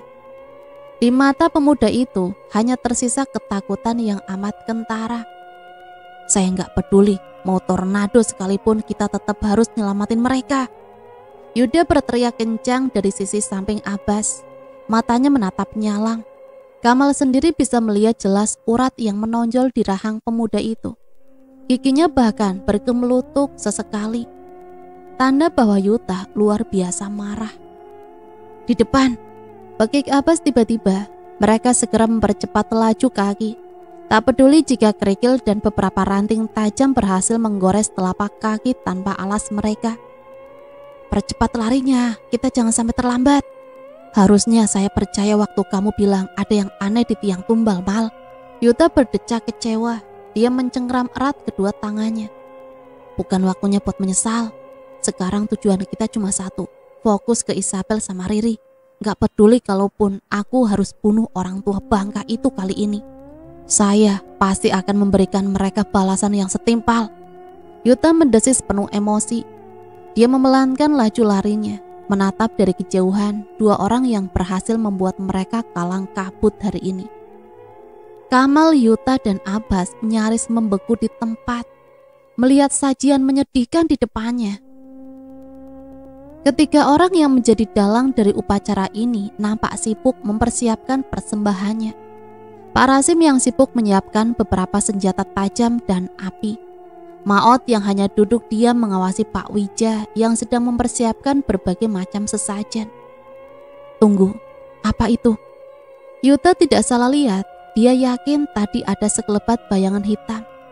Aura hitam kecil di kaki Pak Wija yang tumbuh tinggi besar di belakang Maot. Berdiri dan mencengkram pundak bocah kecil itu. Iblis yang siap menyantap tumbal. Dan yang akan mereka korbankan sudah dipersiapkan. Tubuh Riri nampak diikat di tiang di mana potongan kayu nampak berjejer di bawahnya. Wajahnya pucat meskipun mereka yakin jika Riri masih sadar sepenuhnya. Bercak darah nampak mengelilingi wajah dan tangannya. Sementara di bawah Riri, Isabel bersimpul lemas, diikat kuat dan dibiarkan menanti eksekusi berikutnya. Sekujur tubuhnya juga nampak penuh lebam dan goresan. Kamal berdecak, dia meringis ngilu. Jadi apa yang harus? Belum sempat Kamal menyelesaikan ucapannya, Abbas yang mendadak berlari kencang segera membuat Yuta dan Kamal menyusulnya. Pemuda itu nampak beringas, penuh emosi. Abbas mengambil pisau yang terselip di kantongnya. Mati kalian!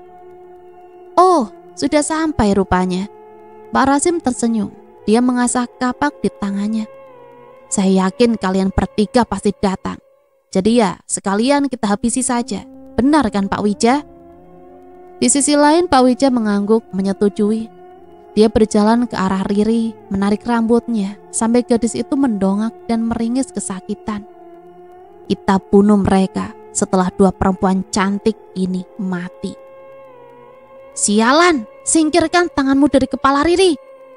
Abbas nyaris menerjang. Dia murka, benar-benar murka. Pemuda itu mengangkat pisaunya, marah. Singkirkan tangan busukmu itu, atau aku akan membunuh putramu. Yuta dan Kamal membeliak tertahan ketika Abbas sudah berlari dan memposisikan pisaunya tepat di leher Maot, bersiap menggoroknya. Ke Abbas itu, Maot mengayunkan kakinya ringan. Bocah itu tergagap pelan. Terlalu naif ya. Apa maksud kamu? Abbas mendesis pelan. Enggak apa-apa, maksud Maot ke Abbas itu terlalu gegabah orangnya. Maot melanjutkan ucapannya. Dia mencengkeram pisau di depannya erat. Tetesan darah nampak keluar dari sela-sela genggamannya. Tanpa disadari, bocah itu menarik pisaunya, mendekat, menekannya, melukai kulit luarnya setelah melesat lebih dalam ke dagingnya. Maot menggorok lehernya sendiri. Mungkin Kak Abbas belum lihat apa yang Maot tunjukin ke Kak Yuta waktu itu. Makanya Kak Abbas jadi naif kayak gini. Maot itu nggak bisa dibunuh. Tapi Abbas membeku. Tangannya yang memegang pisau mulai gemetar ketika Maot menoleh dan iris hitam di mata bocah itu perlahan bergulir hilang. Kalau Maot bunuh orang bisa. Awas! Abbas jatuh tersungkur di depan Isabel. Tepat ketika pisau tajam yang sudah direbut Maot diayunkan, menusuk lengan Yuta yang saat itu terjulur untuk mendorongnya. Pemuda itu menjerit kesakitan, rasanya sungguh panas dan membakar. Yuta tidak tahu apa yang sudah Maot tambahkan pada pisau itu. Ups, yang kena malah Kak Yuta, tapi kok enggak mati? Maot tergegah ringan, dia menarik paksa pisau itu, menciptakan cipratan darah dan teriakan nyaring pemuda itu sebagai pengiringnya. Kalau gitu, Maot cobalah. Maot!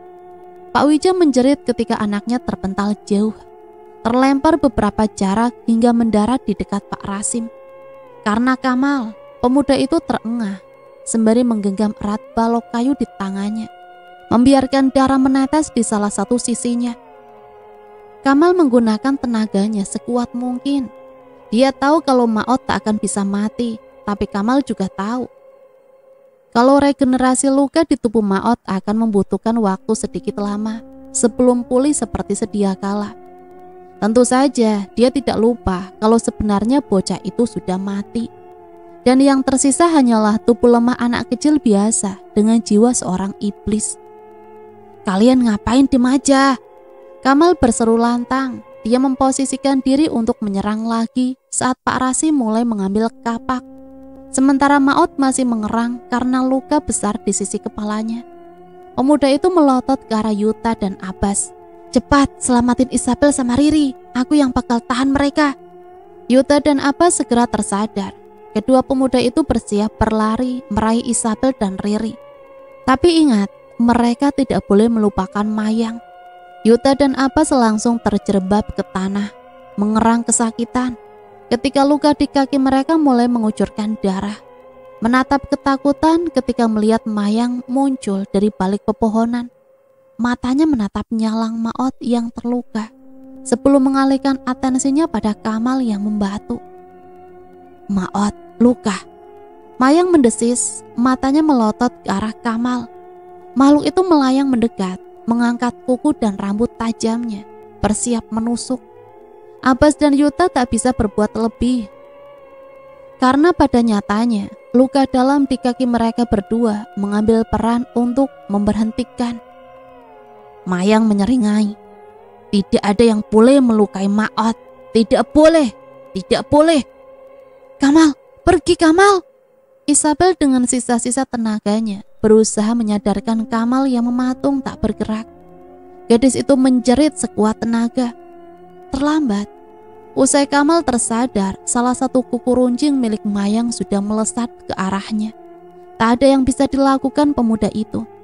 Kamal terlontar, terseret cukup jauh sebelum berhenti di sebelah tiang tumbal. Mengerang kesakitan ketika darah terus mengucur di pahanya yang terluka. "Kamal!" "Ibu." Maot tersenyum manis. Bocah itu telah pulih. Dia berdiri dan menggendeng tangan Pak Wija, mengajaknya berjalan dan berdiri di sebelah Mayang, tersenyum keji. Bocah itu menggendeng tangan kedua orang tuanya, seraya menyeringai. "Paman Rasim, persiapkan saja sesajennya, biar Maot, ayah sama ibu yang mengurus tikus-tikus kecilnya." Maot kali ini tertawarnya. Dia melirik Mayang dan Pak Wija bergantian. "Ayah, ibu, ayo kita selesaikan." Pak Wija mengangkat kepalanya. "Ayo Maot, ayah tidak sabar untuk memotong daging mereka." Setelah berucap demikian, Pak Wija berlari dengan kapak teracung tinggi. Bersama Mayang yang mulai menghunuskan kuku-kuku runcingnya, bersiap memulai upacara dengan pertumpahan darah persembahan kepada sang iblis. "Apa kita bakal mati hari ini? Kita bahkan gak bisa lihat keadaan Kamal sekarang." Abbas berbisik pelan. Dia meringis pelan ketika kakinya masih terus mengeluarkan rasa nyeri. "Sakit, Bas." Yuta melirik Abbas yang terus meringis kesakitan. "Enggak." Abbas buru-buru menetralkan wajahnya. "Jadi cowok itu harus kuat. Luka kayak gini enggak seberapa." Yuta tertawa kecil. "Lagian kita pasti mati kan?" "Enggak, kita enggak akan mati sekarang. Kita cuma perlu ngulur waktu aja." Abbas mengernyit. "Maksud kamu?" Kali ini Yuta menoleh. Dia memberi kode ke arah deretan pohon di depan mereka. "Pak Saleh sama Nyi Roro udah bersembunyi di sana. Kita cuma perlu mengulur waktu sampai Pak Saleh bisa netepin arah bidikan panahnya. Karena hujan, Pak Saleh butuh waktu supaya hasil bidikannya pas." Tapi Abbas menggantung. Dia melihat Pak Wija yang sudah berjalan ke arah mereka. "Ada kemungkinan besar kalau Pak Saleh justru nembakin panah itu ke arah kita. Gimana kalau gitu?" "Saya percaya Pak Saleh," bisik Yuta pelan, tertelan oleh bisingnya hujan. Ingin yakin meskipun dirinya sendiri ragu dengan segala kemungkinan. Isabel dan Riri masih terikat dan Kamal yang entah bagaimana nasibnya tidak bersuara semenjak tadi. "Kita akan berpesta malam ini. Pesta untuk sang iblis." Pak Wija mengayunkan kapaknya semangat, sementara Pak Rasim dari sisi lainnya bersorak menjawab. Yuta menelan ludahnya gugup. "Sedikit lagi." "Ayo Pak Saleh." Yuta meringis getir. Dia menelan salivanya khawatir saat Pak Wija berjalan semakin dekat. "Jangan sampai dulu." Sampai. Pak Wija sudah berdiri angkuh di depan Abbas dan Yuta, mengangkat kapaknya seraya menyeringai keji. "Kalian akan menjadi persembahan yang menyenangkan malam ini." Pak Wija tertawa. Dia mengayunkan kapaknya seraya berteriak, "Mati kalian malam ini!" Seketika Pak Wija terhuyung ke samping. Tepat ketika kapak itu hampir memenggal kepala Abbas dan Yuta. Mereka menahan nafas. Nyi Roro sudah berdiri sedikit jauh di sisi samping sembari membawa sebongkah batu yang cukup besar. Satu sudah dilemparkannya ke belakang kepala Pak Wija, merusak sedikit batok kepala pria itu. Tanpa menunggu lagi, Nyi Roro lantas melihat ke arah pepohonan. "Kang Saleh, cepat, tepatkan semua bidikan anak panahnya." Belasan anak panah dilepaskan, bersarang pada target yang sudah ditetapkan. Menancap pada titik vital, membuat tanah lapang itu banjir oleh cipratan darah yang bercampur air hujan. "Maot!"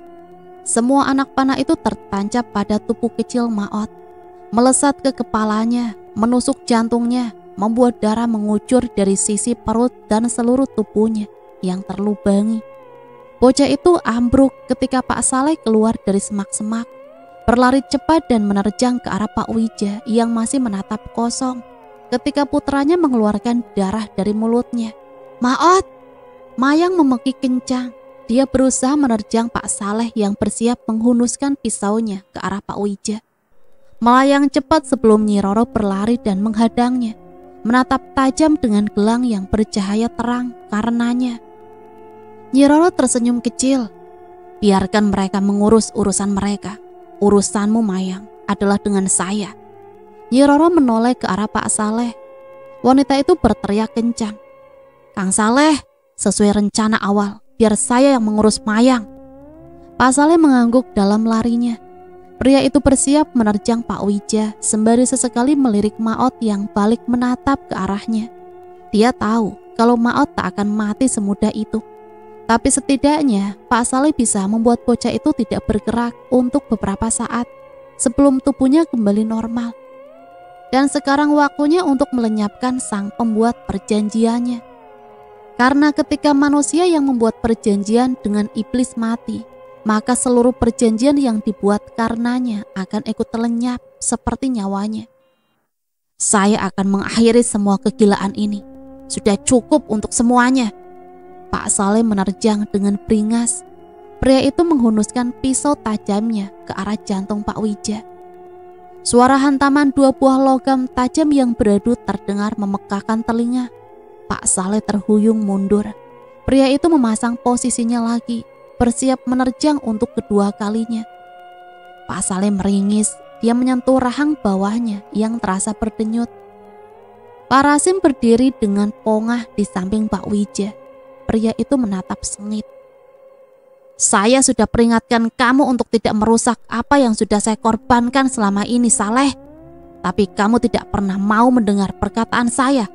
Sekarang kamu akan mendapat imbasnya. Gak bisa secepat itu, Pak Rasim." Pak Saleh nyaris tertawa senang ketika melihat Abbas dan Yuta yang berusaha berdiri tegap setelah menghentikan pendarahan mereka seadanya. Kedua pemuda itu tertawa meremehkan. "Jadi, ayo kita selesaikan semuanya sekarang." Pertarungan sengit akan segera dimulai. Di bawah rintik hujan malam ini, seluruh kebencian akan diledakkan bersama amarah, mengubah tanah lapang menjadi lingkaran pertumpahan darah layaknya 5 tahun lalu. Bedanya, dulu kubangan darah di tempat ini menjadi awal segala perjanjian. Tapi sekarang, waktunya untuk mengakhiri semua kesalahan yang dulu pernah terjadi. Malam ini kita akan membuat persembahan yang besar kepada sang iblis. Pak Wira tiba-tiba tertawa kencang. Pria itu menatap Maot yang masih berusaha memulihkan tubuhnya. Persembahan kepada sang iblis. Persembahan kepada sang iblis. Semua tumbal untuk sang iblis. Putraku harus tetap hidup.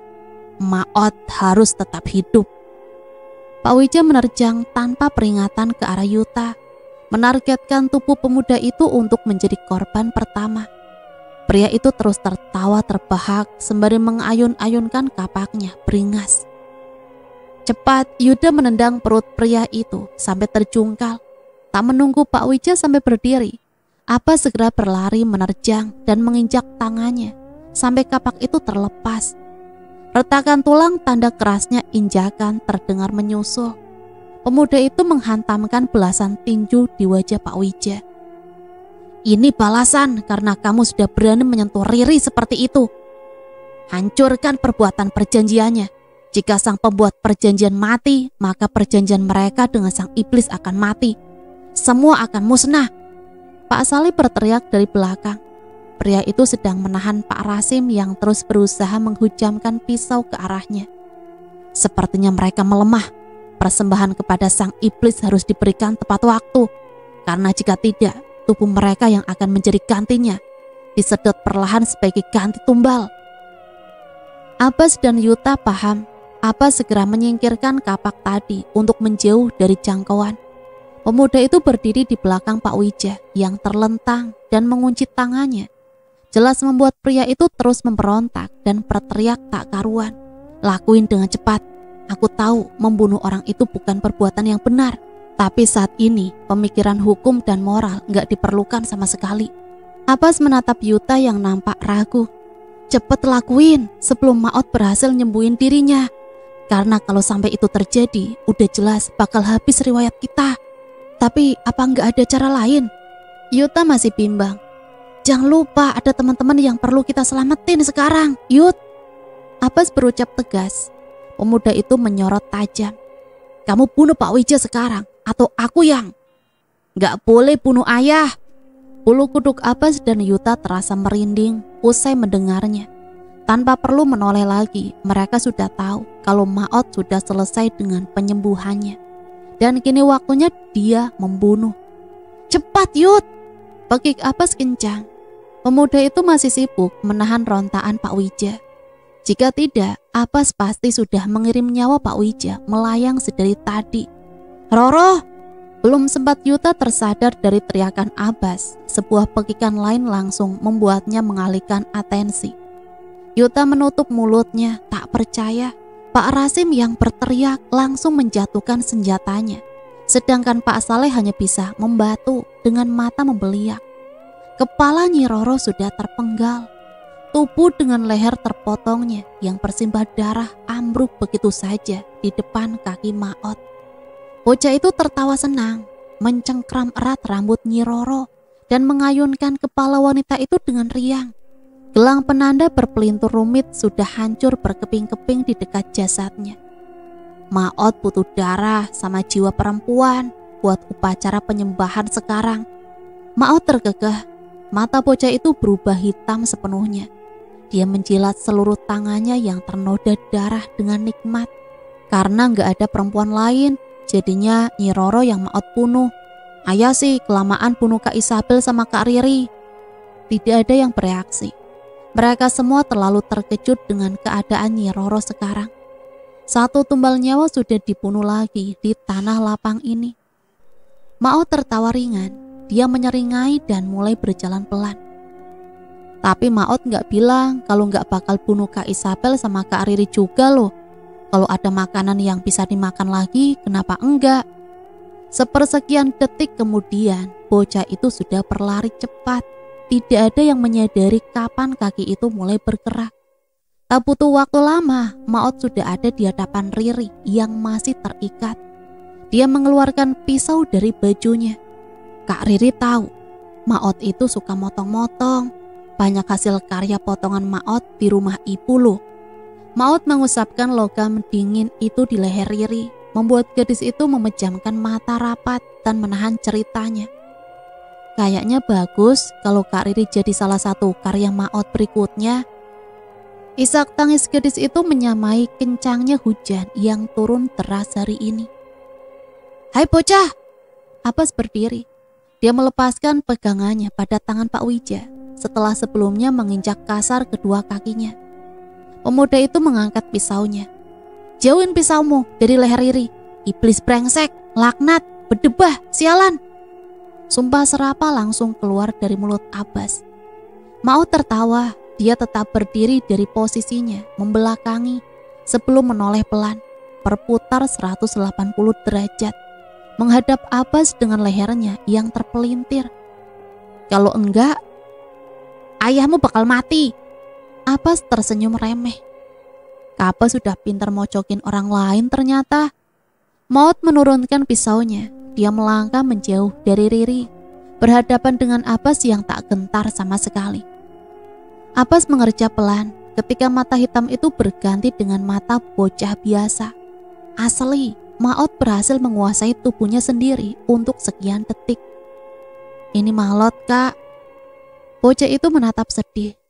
Lengkungan bibirnya menukik turun. Bunuh ayah, selesaikan semuanya. Malot pengen pulang sama ibu. Dan di detik berikutnya, mata hitam bocah itu kembali berganti. Dasar pengkhianat, tanpa disuruh pun saya akan membunuh bapak kamu. Semua orang di sana menoleh, terkejut ketika Pak Rasim sudah berlari bak orang kesetanan, sembari bersiap menghunuskan tombaknya. Wajah pria itu basah oleh titik hujan dan air matanya sendiri. Matanya sembab. Pak Rasim bersumpah akan membunuh Pak Wijah malam ini juga. Pak Rasim mendorong Yuta menjauh. Dasar pengkhianat, brengsek. Kau bilang tidak akan membunuh Roro, tapi anakmu itu membunuhnya. Kau membunuh Roro, dasar pengkhianat. Pengkhianat harus mati, mati. Jangan. Tepat ketika Pak Rasim menghujamkan satu tusukan tombaknya di jantung Pak Wijah, kaki Maud yang hendak melangkah langsung membatu. Tubuh bocah itu diselimuti asap hitam tipis. Saya tahu kamu tidak bisa dibunuh sembarangan, Wijah. Kamu pikir saya tidak tahu bagaimana cara membunuh orang yang terhubung dengan ritual hitam sepertimu? Saya tahu titik lemah dan cara membunuhmu. Jika bukan karena kamu menguntungkan saya dalam permainan kotor ini, saya pasti sudah membunuhmu sedari dulu. Tanpa kenal ampun, Pak Rasim menghujamkan puluhan tusukan yang langsung bersarang sempurna di titik vitalnya, menghancurkan seluruh organ dalamnya, memecah batok kepalanya, membuat tubuh pria itu bercerai-berai bersama darah yang menggenang kental di sekitarnya, menjadikan pekikan kesakitan pengiring perginya sang pembuat perjanjian. Ayah! Tubuh Maud perlahan mengeliat aneh, menghitam, sebelum dipenuhi dengan nanah dan luka seperti sebelumnya. Bocah itu meringkuk dalam posisi tak wajar dan meringkik kesakitan. Matanya tersorot pilu. Mata bocah biasa yang benar-benar memohon pertolongan dari rasa sakitnya. Tepat pada lengkingan teriakan terakhir, tubuh kecil Maud mengejang hebat. Mulutnya terbuka lebar, memberi jalan bagi apapun itu untuk keluar. Di detik berikutnya, tubuhnya ambruk, membusuk dan menyisakan tulang yang menonjol keluar kulitnya. Sekarang yang tersisa hanyalah jasad anak kecil biasa tanpa nyawa dan jiwa. Perjanjian dengan Maud telah usai. Yuta kira semua sudah baik-baik saja. Dengan berakhirnya perjanjian ini, Maud dan Mayang pasti sudah menghilang dari muka bumi. Andai Yuta tahu masih ada sepercik masalah tersisa. Roro harus hidup. Pak Rasim tiba-tiba tertawa aneh. Lengkingan suaranya mendadak nyaring. Dan kalian akan menjadi tumbal pertama untuk menghidupkannya. Saya membuat perjanjian dengan iblis untuk menghidupkan Roro kembali. Hidupkan Roro kembali. Cepat bebaskan Isabel dan Riri. Saya akan menahan Rasim di sini. Dari belakang Pak Saleh langsung menubruk tubuh Pak Rasim, mengunci kedua tangannya. Yuta dan Abbas mengangguk. Mereka segera mengambil posisi untuk membebaskan Isabel dan Riri dari ikatan tali. Kamu masih bisa berdiri, Bel? Yuta bertanya cemas. Dia meringis tak kala melihat darah dan lebam di bekas ikatannya. Terlalu kencang. Pemuda itu lantas membantu Isabel untuk bangun. Kamu tunggu di sini dulu, saya harus nolongin Kamal juga. Yuta kemudian berlari menghampiri Kamal yang masih tergeletak. Pemuda itu mengguncang erat pundaknya. Mal, kamu belum mati kan? Belum. Kamal mengerang dalam sakitnya. Aku nggak bisa bangun, tolongin. Perut aku kayaknya ikut lebam gara-gara kelempar tadi. Kayak sampah aja, main dilempar seenaknya. Yuta tertawa kecil. Ia membantu Kamal berdiri. Daripada jiwa kamu yang dilempar, bisa-bisa kamu jadi budak di desa ini. Kamal meringis membayangkannya. Bas, bisa nggak copot talinya? Tanya Kamal ketika melihat Abbas yang kesusahan memotong tali yang melilit di tubuh Riri. Wajar saja, tali yang mengikat tubuh gadis itu lebih tebal dan kuat. Bisa, kamu tenang aja, aku gak bakal pergi sebelum kamu bisa lepas, Ri. Riri tahu Abbas tak akan pergi meninggalkannya. Saya bawa Kamal sama Isabel dulu menjauh, Bas. Yuta menggandeng Isabel dan Kamal setelah Abbas mengangguk mengiyakan. Pemuda itu berniat menjaga kedua orang itu dari pertarungan antara Pak Rasim dengan Pak Saleh. Setelah meletakkan mereka di pinggir tanah lapang, Yuta akan membantu Pak Saleh menyelesaikan urusannya. Abbas, cepat pergi! Ketika orang itu baru saja menginjakkan kaki di pinggir tanah lapang, ketika jeritan Riri mengalahkan bisingnya hujan yang tak kunjung reda. Mereka membeliak. Pak Saleh sudah ambruk bersimpah darah dengan tombak yang tertancap di perutnya. Kalian gak akan bisa lari. Semenjak kalian menyesap darah milik Saleh waktu itu, kalian sudah terikat di desa ini. Pak Rasim tertawa menggelegar. Dia berjalan menuju sisi tiang tumbal, mengambil kotak yang tersembunyi di sana. Silakan saja kalau kalian mau kabur, karena saya sudah punya boneka milik Isabel dan Riri. Kalian gak akan bisa pergi. Boneka? Abbas tiba-tiba saja tertawa mengejek. Pemuda itu masih terus memotong tali di tubuh Riri. Pak Rasim mungkin udah tua, jadi matanya agak gimana. Silakan saja cari boneka milik Isabel dan Riri jika ada. Cepat pria itu mengobrak-abrik isi kotak, memekik emosi ketika melihat boneka milik Isabel dan Riri yang ternyata memang tidak ada. Pria itu mengeram marah, mengambil tombaknya dan bersiap menghunus. Cepat kembalikan bonekanya. Saya nggak mau. Abbas menjawab enteng. Kembalikan bonekanya. Pak Rasim menerjang. Dia menghunuskan tombaknya menuju Abbas dan Riri, membuat gadis itu memekik kencang melihat Abbas yang tak berkutik sama sekali. Pemuda itu lebih fokus untuk melepas tali di tubuh Riri. Abbas pergi atau seenggaknya lawan Pak Rasim. Riri berusaha menatap Abbas yang menunduk di depannya. Gadis itu terisak pelan. Abbas, ayo lawan Pak Rasim, jangan diem aja. Abbas, ayo.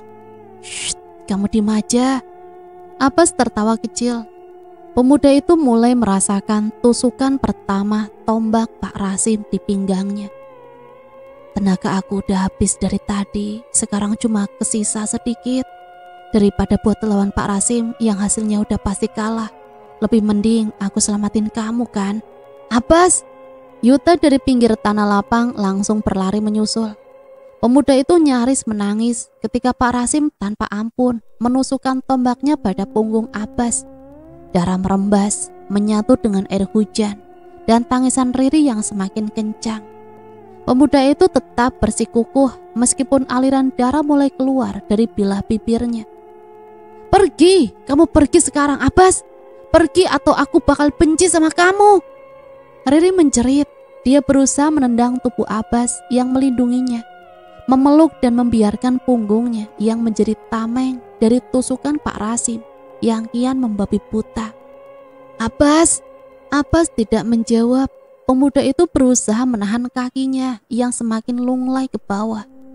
Dia terbatuk kecil, mencengkram erat tali untuk menahan tubuhnya yang mulai merosot.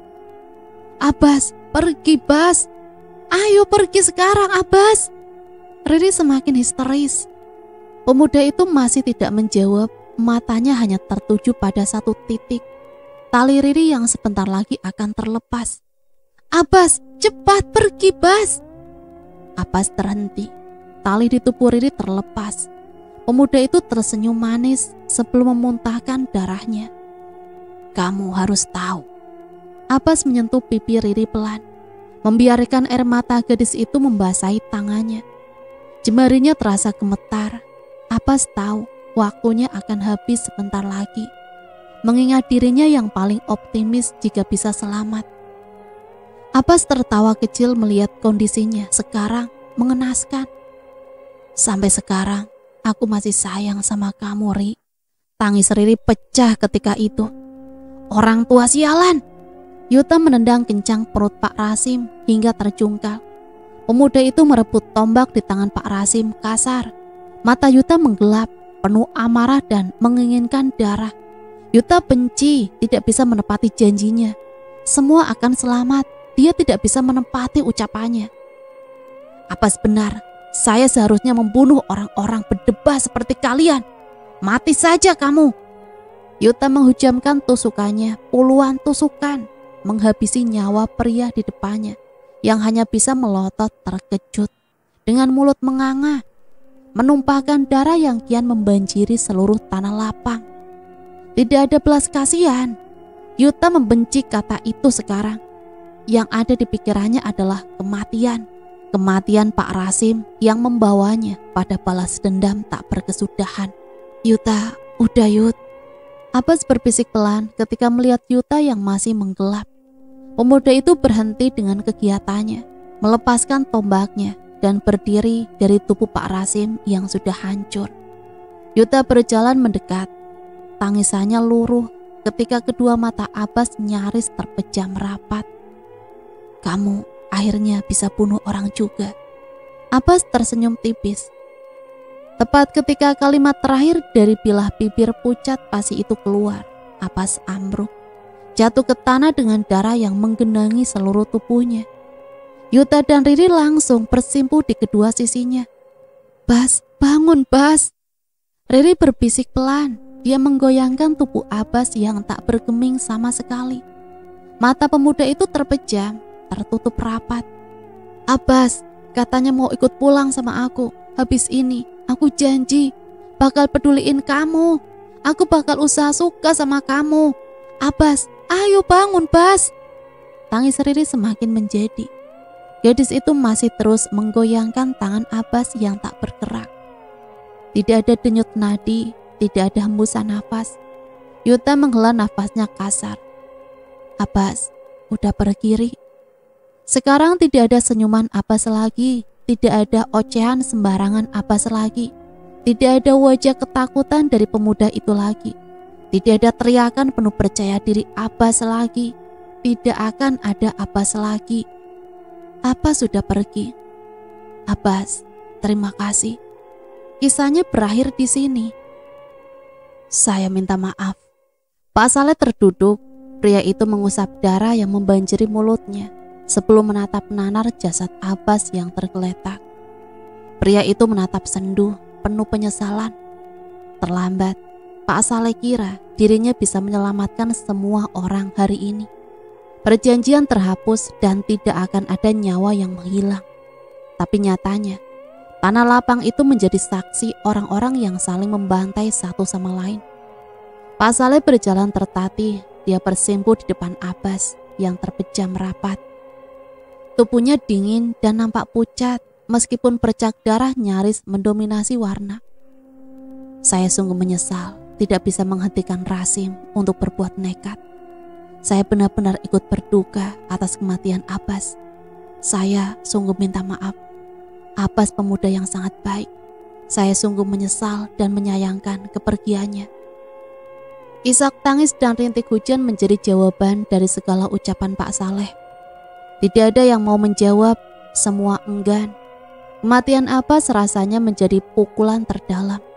Berjanji untuk keluar bersama, yang nyatanya Abbas dulu yang pertama meninggalkan mereka. Tiba-tiba semua orang yang sedang berkabung itu menoleh, mendengar suatu suara.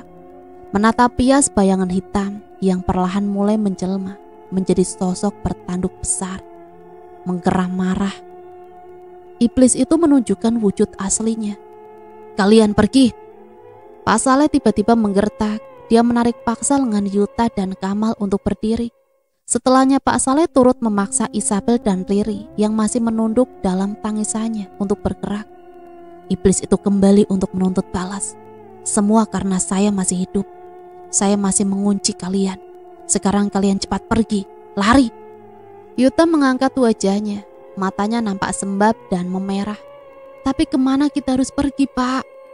Kalian ingat apa yang saya bilang di malam saya dan Rasim mempergoki kalian di sini waktu itu?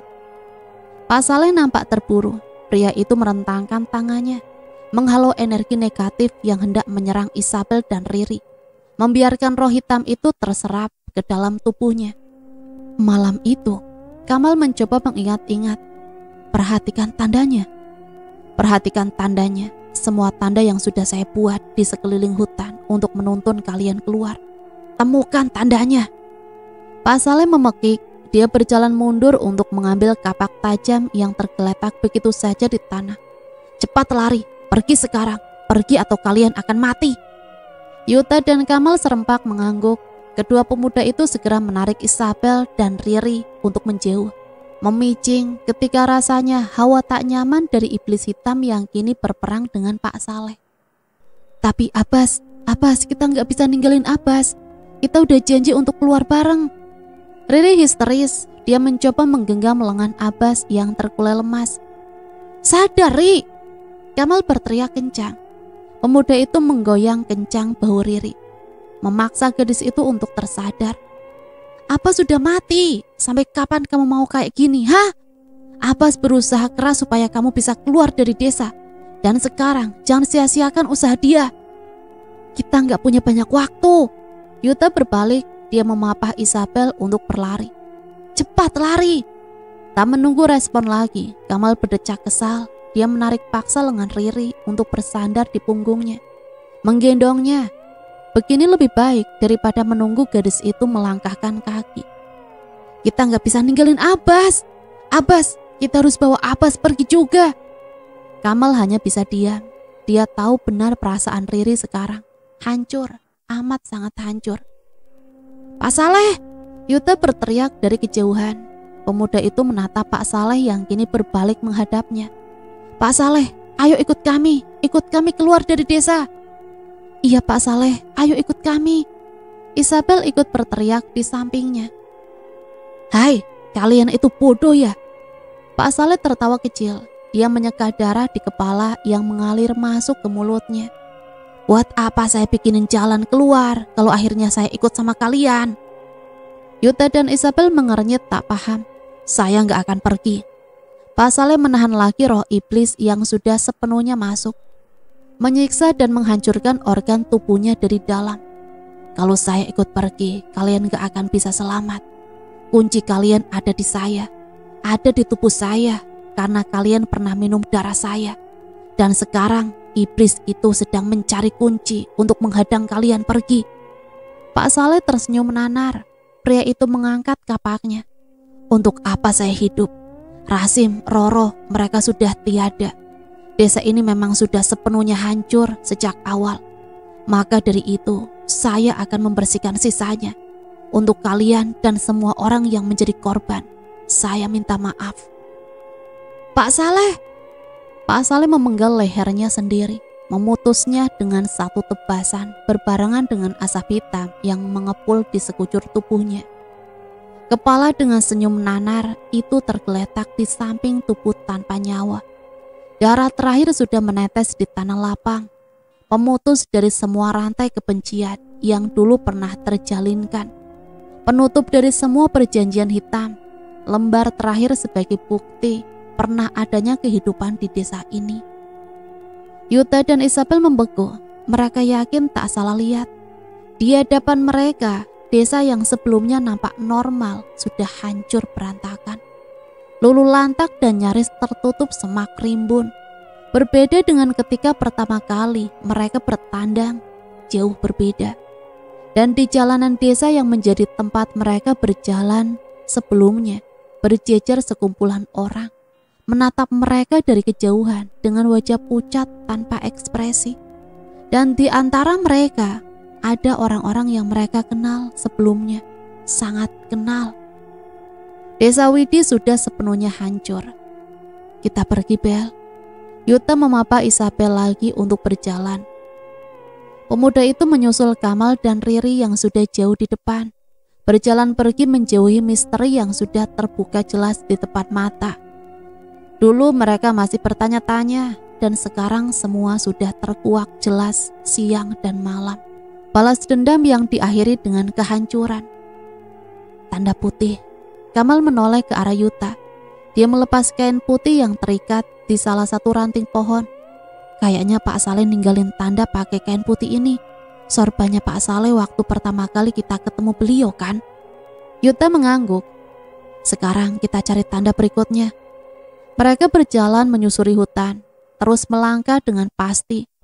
Meskipun penerangan kali ini tidak mendukung, tidak ada senter, lagi pula Yuta pasti akan berpikir 2 kali jika harus masuk ke dalam desa itu kembali. Hujan yang sebelumnya lebat sedikit demi sedikit mereda. Setidaknya mereka bersyukur, karena air hujan tidak akan menambah hawa dingin. Langit terlihat sedikit gelap, sementara pepohonan masih nampak rimbun di depan mata. Mereka bahkan tidak tahu sekarang sudah pukul berapa. Mungkin sudah memasuki sore hari. Tiba-tiba Isabel tersungkur karena akar pohon yang mencuat di tanah. Gadis itu memegangi lutut sampai betisnya yang berwarna keunguan. Luka saat mereka diseret tadi. Isabel enggan membayangkannya. Memori mengerikan itu membangkitkan trauma buruknya. "Kamu gak apa-apa, Bel?" Yuta menunduk. Dia melihat Kamal dan Riri yang sepertinya tidak sadar jika Isabel terjatuh. "Mau saya gendong, kayak dulu. Bedanya kali ini kita pergi, bukan masuk." Isabel terlihat enggan, apalagi melihat keadaan Yuta yang tidak bisa dibilang lebih baik daripada dirinya. "Gak usah, kaki kamu juga luka." Isabel menunjuk darah yang merembas di betis Yuta. "Ah, luka gini bukan masalah." Yuta tergegah. Dia tersenyum bangga. Kalau kata Abbas, jadi cowok itu harus kuat. Luka kayak gini gak seberapa. "Ah, Abbas, iya." Keheningan mendadak menyelimuti mereka. "Yuta, Isabel." Yuta dan Isabel mengangkat wajahnya, menatap Kamal yang kini sedang mengibaskan tangannya, semangat ke arah mereka. Yuta segera berdiri. Dia tetap membantu Isabel untuk bangun dan kembali memapahnya. Kedua orang itu berjalan menghampiri Kamal. "Itu jurang kecil tempat Riri jatuh waktu itu," seru Kamal semangat. "Ternyata ada jalan berbatu yang mudahin kita untuk naik di sisi lainnya." Keempat orang itu segera memposisikan diri di bawah jalan berbatu yang menanjak di depan. Tidak terlalu curam dan sepertinya mudah jika harus mendaki. Kamal melipat tangannya. Dia menatap Isabel dan Riri bergantian. "Kita naik berurutan, Yuta sama Isabel dan Riri sama aku. Karena nggak ada tali, pegang belakang kaos kita supaya kalian nggak jatuh, paham?" Isabel dan Riri serentak mengangguk. Mereka mulai memanjat naik, melangkah dengan pasti ke dinding berbatu yang sedikit terjal. Menapaki setiap tanahnya dengan penuh kehati-hatian. Tidak peduli jika tanah basah dan debu mulai mengotori tubuh mereka. Yang jelas, sekarang mereka harus mencapai puncaknya. Lagi pula, mendaki medan seperti ini tidak terlalu sulit. "Ayo, ada cahaya." Isabel bersorak senang ketika melihat setitik cahaya di kejauhan. Mereka segera berjalan cepat, tak peduli dengan kaki tanpa alas yang banyak tergores bebatuan ataupun ranting tajam yang berserakan. Malam sudah semakin larut, sinar bulan nampak memendar di atas langit. Astaga, mereka nyaris tertawa, senang ketika melihat bayangan jalanan dan tiang lampu di depan. Tanpa menunggu lagi, keempat orang itu berlari, tersenyum penuh syukur ketika kaki mereka menjejak aspal yang terasa dingin di telapak kaki. Bersujud penuh haru dengan tangis kegembiraan yang meluap di jalanan panjang itu. Sayup-sayup terdengar suara bisingnya kendaraan dan kesibukan orang-orang di kejauhan. Mereka menangis, senang. Kita pulang. Kenangan akan selalu disimpan, entah memori yang menyenangkan atau mengerikan. Semua itu akan selalu membeku di sudut ingatan. Mereka banyak belajar mengenai sebuah kesetiaan dan keteguhan, belajar mengenai rasa kebaikan dan rasa peduli pada luka seseorang, belajar mengenai sebuah keberanian, dan juga belajar bagaimana cara untuk menghargai kepergian seseorang, orang yang sudah tiada. Meskipun mereka tiada, kenangan mereka pasti akan tetap membekas. Semoga kamu tenang di sana, Bas. Sepucuk surat indah itu diletakkan di makam Abbas. Meskipun tidak bisa membawa pulang jasad Abbas, setidaknya mereka ingin membangun sesuatu untuk mengenang dan mendoakan kepergiannya. Ayo kita pergi. kita perlu buat klarifikasi kenapa kita hilang nyaris berbulan-bulan tanpa kabar. Yuta yang pertama berdiri usai memberikan doa terbaiknya. Dia menyeka setetes air di sudut matanya. Saya tunggu di mobil. Makasih Abbas, baik-baik di alam sana. Aku pasti gak akan lupain kamu, apalagi semua tingkah konyol kamu. Satu hal yang perlu kamu tahu, kita semua kangen kamu di sini. Isabel mengusap pelan nisan Abbas. Gadis itu mengusap matanya, menghilangkan bayangan kabur akibat genangan air mata.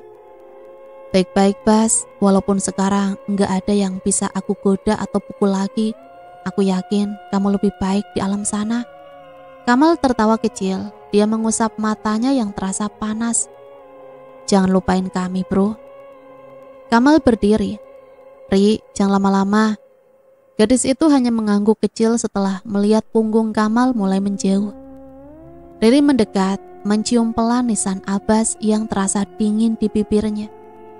Makasih buat semuanya, buat semua pengorbanan kamu, buat semua kasih sayang dan peduli kamu, dan buat semua nyawa yang udah kamu pertaruhin demi aku. Riri tidak akan pernah melupakan ketika pemuda itu menyelamatkannya, memeluknya dan membiarkan punggungnya yang menjadi tameng tusukan. Kejadian mengerikan sebulan lalu yang terus berputar di otaknya. Suatu pengalaman yang bahkan terlalu irasional untuk dicerna logika. Sebuah desa terpencil yang nyaris membawa mereka pada kematian yang mengerikan. Pak Saleh, Nyi Roro, Pak Rasim, dan semua orang di dalamnya. Dan sekarang semua itu hanya tersisa ingatan yang terus membekas. Dengan membawa kematian salah seorang sebagai pahlawan di antara mereka. Gadis itu berdiri, tersenyum kecil ketika merasakan kehangatan di punggung belakangnya. Terima kasih dan sampai jumpa. Nah teman-teman, ceritanya selesai sampai di sini. Semoga cerita ini bisa menemani dan menghibur hari-hari teman-teman semua ya. Sampai di sini saya pamit undur diri, mohon maaf apabila banyak salah kata. Sampai berjumpa kembali di cerita-cerita misteri selanjutnya. Matur nuwun, wassalamualaikum warahmatullahi wabarakatuh.